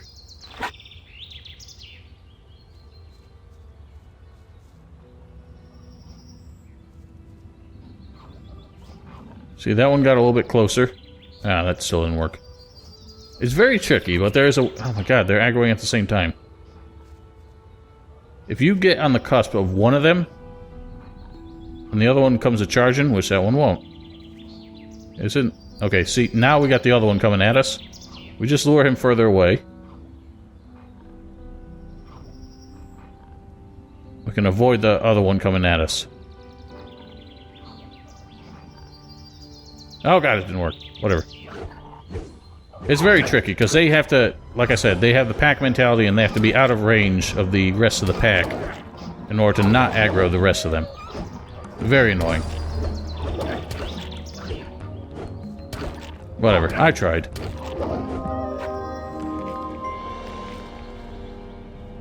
Let's get this frying pan back to old Hilda. She barely trusted us with the money to begin with. Would have been a shame if we died with a pan in pocket.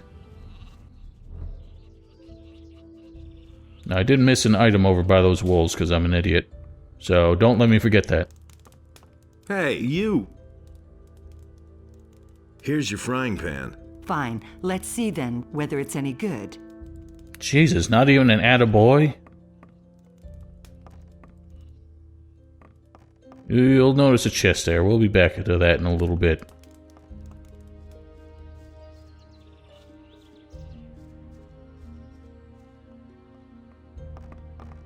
Guess we'll take a nap in here. Resting, of course, not only advances time, but heals you back to full hit points and full mana. We'll steal a person here. Sure, it's somebody's savings trying to get away from this godforsaken farm, but alas, we have set them back. Now, if you want, the first two-handed weapon you can possibly equip is over here.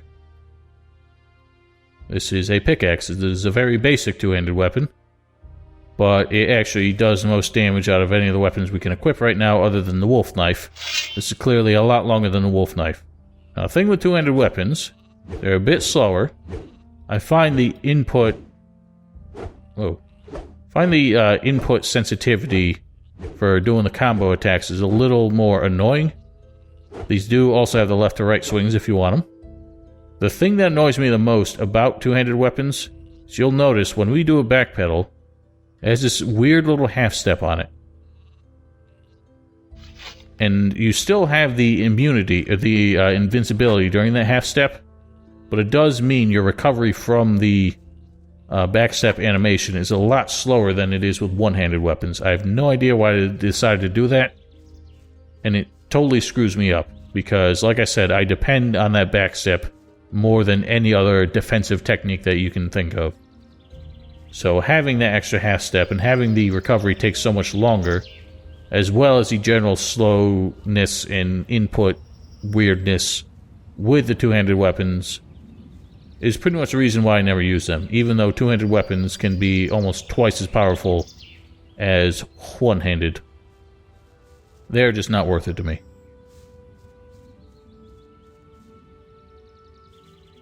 I think there's a leather satchel around here somewhere. I might have already picked it up. Oh well. I thought there was one by the goblin, but I don't remember grabbing it. Anyway, let's just head up the hill behind old Lobarto's farm. Actually, if we want to, we can approach him now and inquire about the clothes.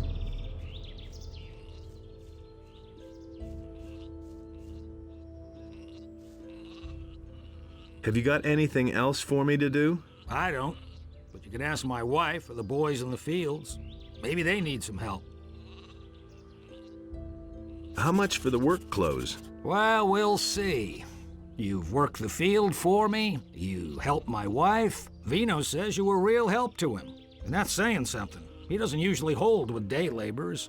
Maleth said you chased the bandits off. The bastards have caused us a lot of trouble. Thanks to you, we're rid of them. 30 gold pieces. It's not going to get any cheaper. So when he says it's not going to get any cheaper, what he means is... too expensive. Well, suit yourself. What he means is there's nothing else you can do on the farm to get them cheaper. The cheapest they can technically go is 20.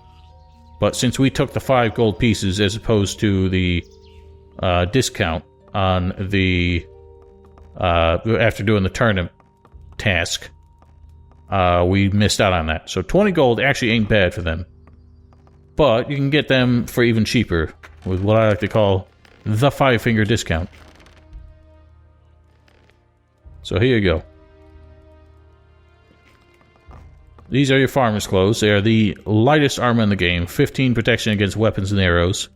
Actually, it's funny because he does start them at 80... No, he starts them at 70 gold. So he is offering them for a slight discount just to start with, which is kind of funny. Now, if you were to wear these and go talk to him now, that would not go over well. I don't believe it. The bastard's running around in my clothes. You should be making yourself useful around here, not sniffing around in my house, you lazy bum. You give me back my clothes right now. Here, take them back. If you want them, you can pay for them. Now go make yourself useful. How much for the work? Well, you've worked the... You help Vino's... Maleth said 30 gold. It's not... Ironically, or, well, not ironically, but amusingly, he doesn't stay angry if you give him back, and he won't increase the price out of spite. But if you refuse to give them back...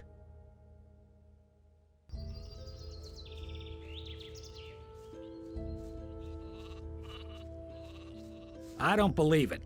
The bastard's running around in my clothes. You should be making yourself useful around here, not sniffing around in my house, you lazy bum. You give me back my clothes right now.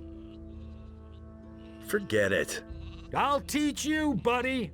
Filthy thief, just you wait. Now, it turns out it is actually possible to beat him, because he does have the bad AI where he just does a wild, crazy swings, which are easy enough to dodge. Problem is, getting in a fight with him means everybody else comes after you. It is not good.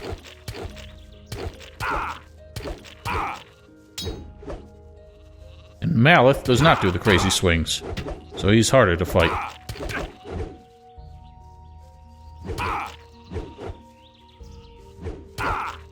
Oh, Maleth just did the crazy swing.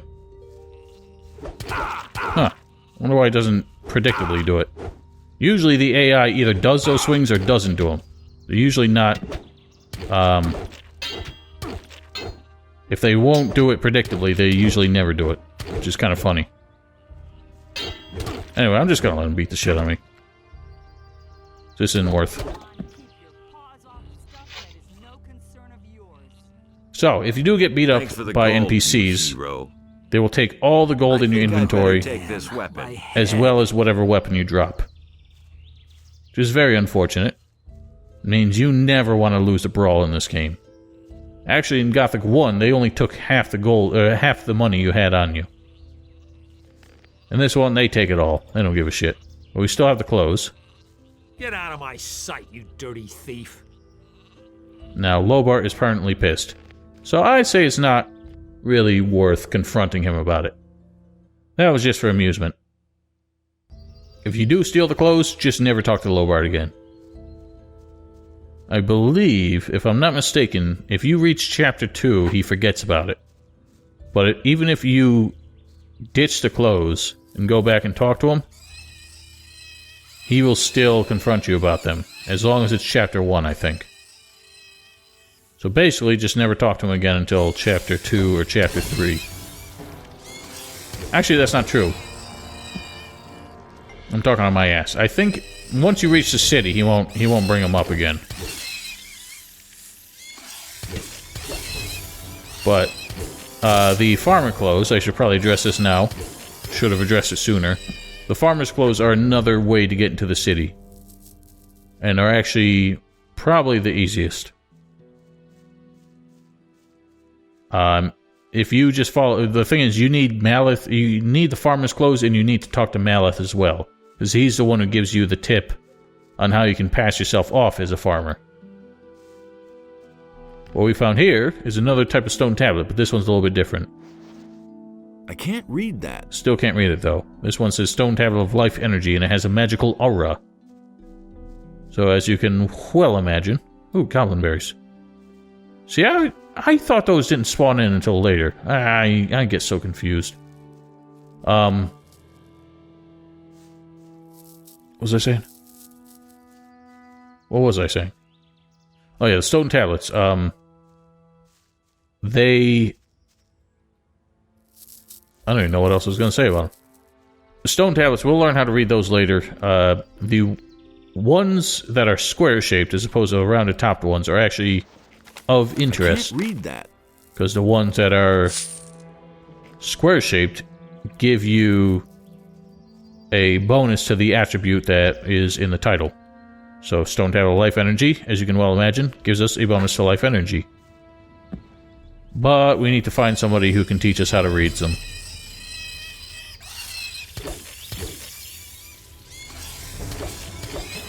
You'll notice I switched to the Spike Club because it is better than the standard Heavy Branch. Quite a bit better. This is the one we got from Brago. I say the 5 fewer damage points it has is vastly offset by the much higher range that it has over the Wolf Knife, which is why I recommend it. Anyway, this is a pimpin' looking guy. Hey, you, come here. What is it? On your way to the city, and really busy, too. Listen. You look like a smart guy to me. I bet you'll go far in life. You're certainly nobody's fool. I could see that right away. Including yours. You'd probably like to earn a few gold coins, wouldn't you? Are you hiding from someone? Of course not. What nonsense. I just enjoy standing among the trees so the wind won't blow right into my face. What about you now? Do you want the job? You don't look like someone who has gold. Well, I certainly don't move in the same circles as a gentleman like you. But you won't refuse my small contribution to your surely considerable fortune, will you? Well, what do you say? Can I count on you? Oh, stop brown-nosing. Cut the crap. Tell me what you want. You see, that's exactly what I mean. Nobody gets anywhere with you just by using pretty words. I knew it. I'm dealing with a tough businessman here. Oh, you just won't stop. And certainly interested in a small addition to your purse, aren't you? Oh, fine, I'll humor you. Why not? You'll have to forgive an ignorant old seaman. I'm a stranger in these parts, and I don't really know all the rules. So I had to find out the hard way that traveling strangers aren't welcome in the harbor city. Now I'm standing here with no idea how I'm supposed to get into the city. I have some extremely important business to conduct, and my client won't tolerate a delay, you see. You'll help me find a way to get past the city guard, won't you? About the city guards? Yes, got an idea? You could get into the city as a herb gatherer. What? Do I look like I'd be picking flowers in the woods? Could be. I mean, you're not doing anything else out here. What about bribery? Well, if that worked for me, I'd have tried it already. So we can try and make all the recommendations you want. Bribery is actually another option for us to get into the city, but obviously not a desirable one. So, if you want to, you can actually use the farmer's clothes to enter the city, then come back out and pass them off to him. Once you get into the city, you can come and go no matter what outfit you're wearing. But I'm just going to give them to him now to save time. They should let you pass if you're wearing these farmer's clothes. That's just what I need. Man, I knew I could count on you. Nobody will bother me disguised as a local yokel. Excellent. Very You did convincing. Really well. Here's your promised reward. What? 50 measly gold coins? You can't be serious. Gold isn't everything, my friend. Take them for now. I have the feeling that we'll be seeing one another soon. And who knows, maybe I'll return the favor. Look after yourself. Oh, I doubt that. So I don't know how he expects to be, not distinctive. If he's already approached the guards, I think they'll remember a dude with an eye patch, a very bad Scottish accent. Also, his hair texture is just supposed to be a bandana, which is hilarious to me. I mean, he's not the only one like that. There are other characters who, instead of bandanas being like a part of their outfit, are just a retexture of their hair, which is amusing to me. Oh my goodness! My God! Nothing there. So bloodflies don't drop anything for us. They actually can drop things. You can loot their wings and their stingers once you know how to do it, but we don't know how to do it.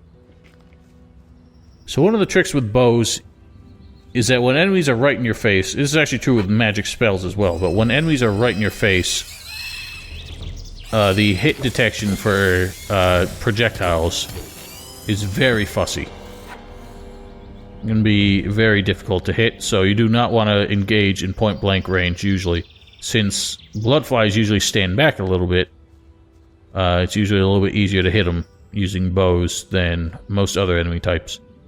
We'll talk to the guards in a second. For now, I want to walk along here and just pick up whatever we can find. So I realize it's been almost 2 hours and we've only just reached the city. I'm sure that will annoy a great many people, but you can live with it.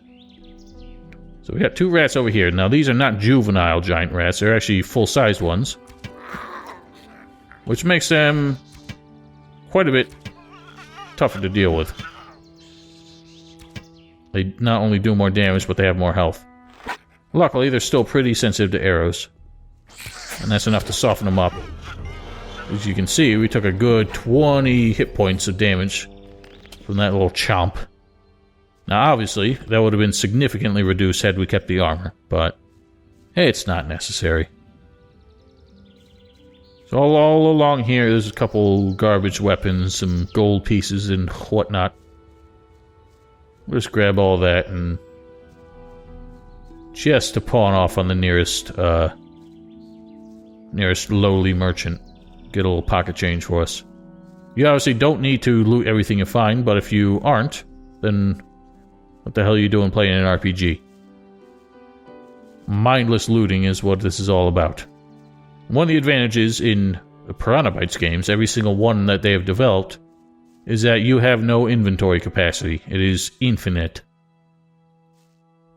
And thankfully, they've pretty much insisted that that will always be a feature of their games, which is fine by me, because I get sick of games like Elder Scrolls and those types that actually limit your capacity, considering how much junk you have to collect these days, especially in games that have crafting systems. Now, this game actually does have a crafting system. I think it's one of the first of these types of RPGs that had a smithing system. Gothic 1 did not have it, or it kind of did, but you could only make one type of sword. This game was the same. Or no, it wasn't the same. No, I'm just stupid. This game had a lot more that you could craft in terms of swords, but you could still only make swords. You couldn't make axes or bows, for that matter. But it also introduced alchemy as a new ability, which is nice. Anyway, we've reached the city. If you want to, if you're feeling bold, go ahead and explore all those woods down below that ridge that we walked across. See how far you get. Halt! What is it? You aren't getting in here, my boy. Why not? Looking the way you do, you're sure to cause nothing but trouble here, boy. Course. We got enough rabble in the city. We have no use for people without money. As stated, you can try to bribe him, and he should accept it. Or you can try to bluff him. I need to see the leader of the Paladins. I've got an important message for him. Oh, and what important message might that be? I have come to get the Eye of Enos. What? Never heard of it. What's that supposed to be? It's an important artifact. You don't look much like an important messenger. Do you have some kind of identification? No, I don't. Then don't waste my time. I've come to join the militia. That's a good one. Try that at the other gate. Maybe they'll buy that from you. You can try the other gate. As far as I know, they don't let you in for any reason. This is the last option.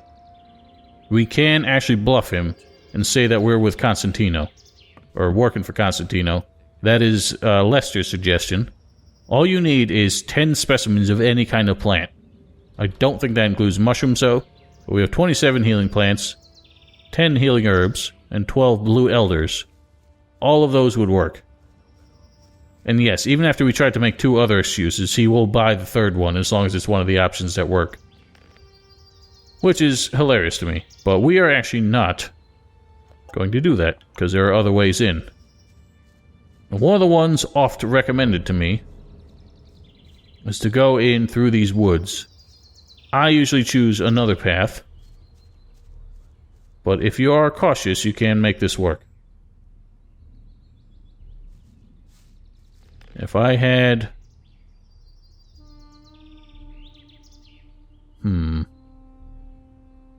What we can do is try and... We can avoid the blood flies. There... Oh, maybe we can't. We can avoid the blood flies. Problem is, as you can imagine, there are a lot of beasts in here. Usually, you can sneak right past them. You can kill them if you want. We're going to avoid them. You know what I'm going to do? What I should have done. Okay, I do have a save there. I'm going to show you my original method for getting through, which I think is probably a little bit safer than this one. But I'm going to do this just for demonstration's sake. As long as the blood flies don't come at me.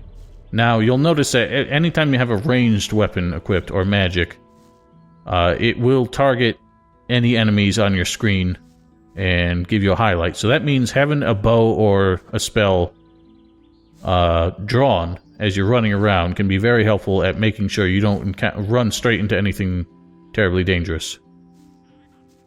And there is something terribly dangerous over there. That, my friend, is an orc. Hello.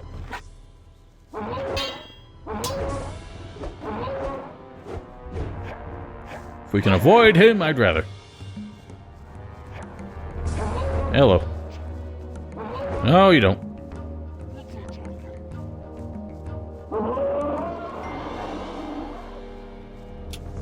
Get up, you fool. Oh, he's still coming at me. Oh my goodness. Now you will notice, or maybe you won't, some NPCs and monsters can actually climb the same surface as you can. And that orc totally could have, but luckily he collided with the wall and just kept running. So, as you can see, we're basically on the cusp of the city. This is a bit of a dangerous drop, so we can't go from here. Alright, so we don't really have to worry about him. He won't figure this out. Now, this is obviously a precarious way to walk. It's very steep, and there are areas you can slip off and fall to your death. As long as you hold shift as you move along, or whatever your walk key is, that will prevent you from being able to walk over an edge that will cause you to fall. It's a bit cheap. I'm not sure it was ever intended to work like that, but it does help here. And this is one of 2 ways you can use to sneak into the city.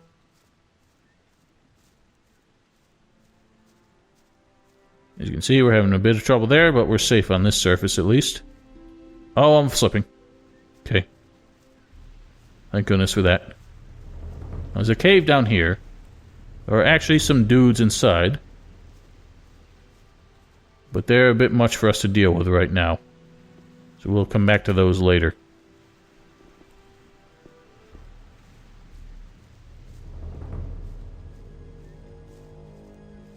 Just step across here. Maybe do a little hop.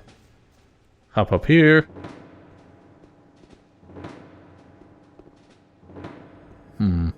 Dicey. Fuck! Almost made it. That's close enough. You get the idea. You'll just have to stick your landing as you see fit. So yeah, if you have trouble with that, because dodging that orc can be tricky. Especially given that he is very likely to one-shot you at this point. So if you take a single hit from him, it's likely to waste you. If you want my arguably safer method, basically the whole point of this, it obviously doesn't make much sense. It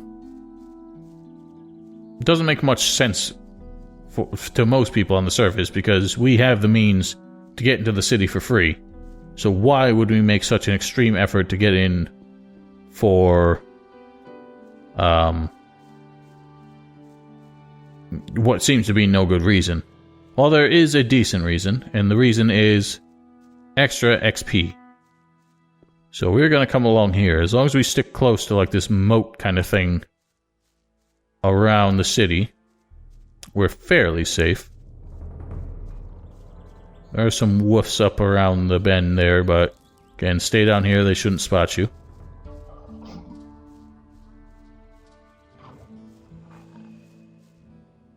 If you want, you can grab some weeds. Now, if you were to approach these guys, I don't think these guys are actually bribable.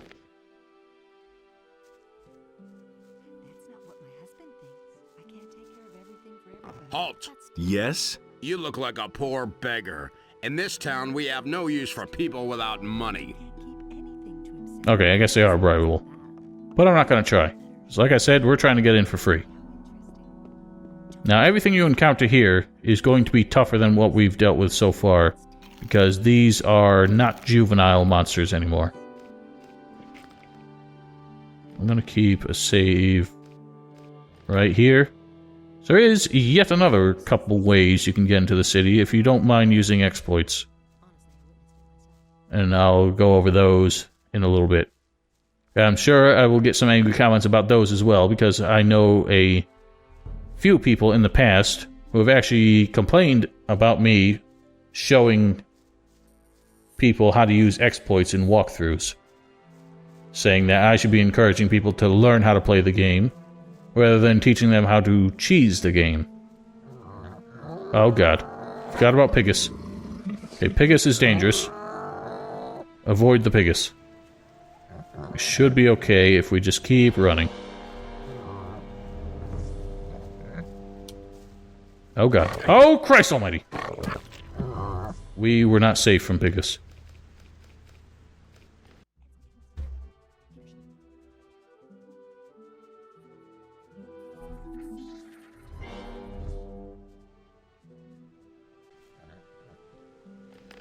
Okay, we're gonna try and dodge old Pigus here. If you hop up here and run around, you might be able to get around him from the other side. There are more monsters out there. Oh, angry Pigus! Oh no, he came at me. Oh no, the other one did. Alright. We have dodged them. So, with all this foliage here, it can be tricky to see what you're trying to grab onto. But basically, yeah, you want to come up here towards the lighthouse. Do not approach the lighthouse. Not only are there Piguses, there are much tougher bandits than we've dealt with before. So instead, we're going to come along this cliff up here. There's a nice camp down there. We'll get to that someday. For now, our goal is to head along here. Once the docks are in sight, it's just a matter of trying to find the safest way down.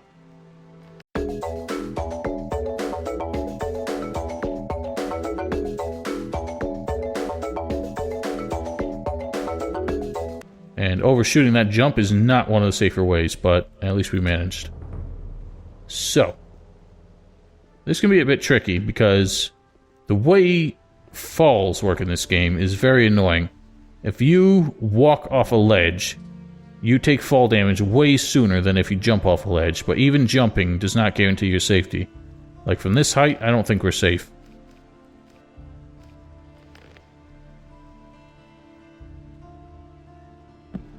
Oh, I stand corrected.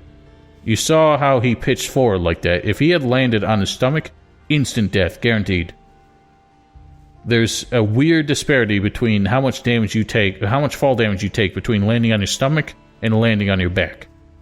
You can try and twist and pivot your character in flight to land on your back instead.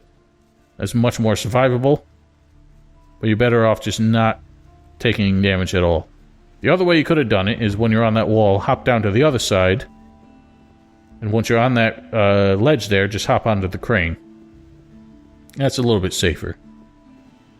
Anyway, the reason that you come in this way is because there is a certain character that will give you a bit of bonus XP if you find a way through to get into the city without dealing with the guards. Now, as I stated, there are a couple exploits you can use to get past the guards as well. And just for completion's sake, I'm going to show you those. And this is where we're going to end up wrapping up the video, because 2 hours is long enough. So, as you know, when you approach the guards, one of them will engage you in conversation and you cannot avoid it. Halt! Yes? You look like a... So if you keep trying to get past him... Halt! Yes? You look like... Well, he keeps trying that, but if you step a little bit closer... Something wrong with your ears? Take one more step and you'll feel my blade. You basically get 3 strikes. If you were to step forward again, they would both attack you. But you'll notice that only the one on the right, and only the one on the left in the other gate, ever actually engaged you as you approached. As long as he doesn't see you, you're fine. And now you're in the city. Didn't have to pay a dime. Didn't have to pretend to be a herbalist. Option number... what is it, 6 at this point? Option number whatever is even cheesier and is a genuine exploit because it exploits an actual bug in the game. So obviously if you're walking towards a person and they try and engage you in conversation, you get stuck in it.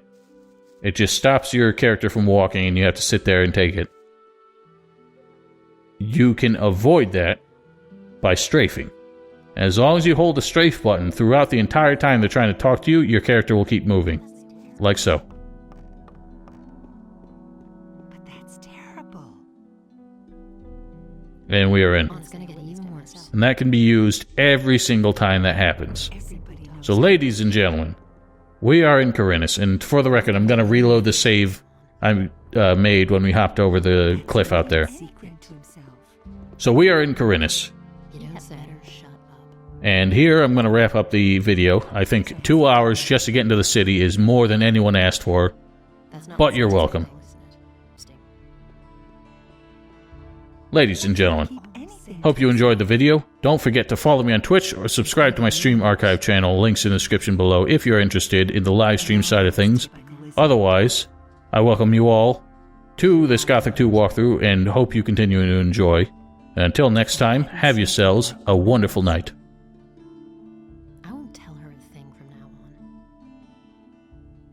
Can't take care of everything for everybody. Now that's typical, isn't it? Honestly,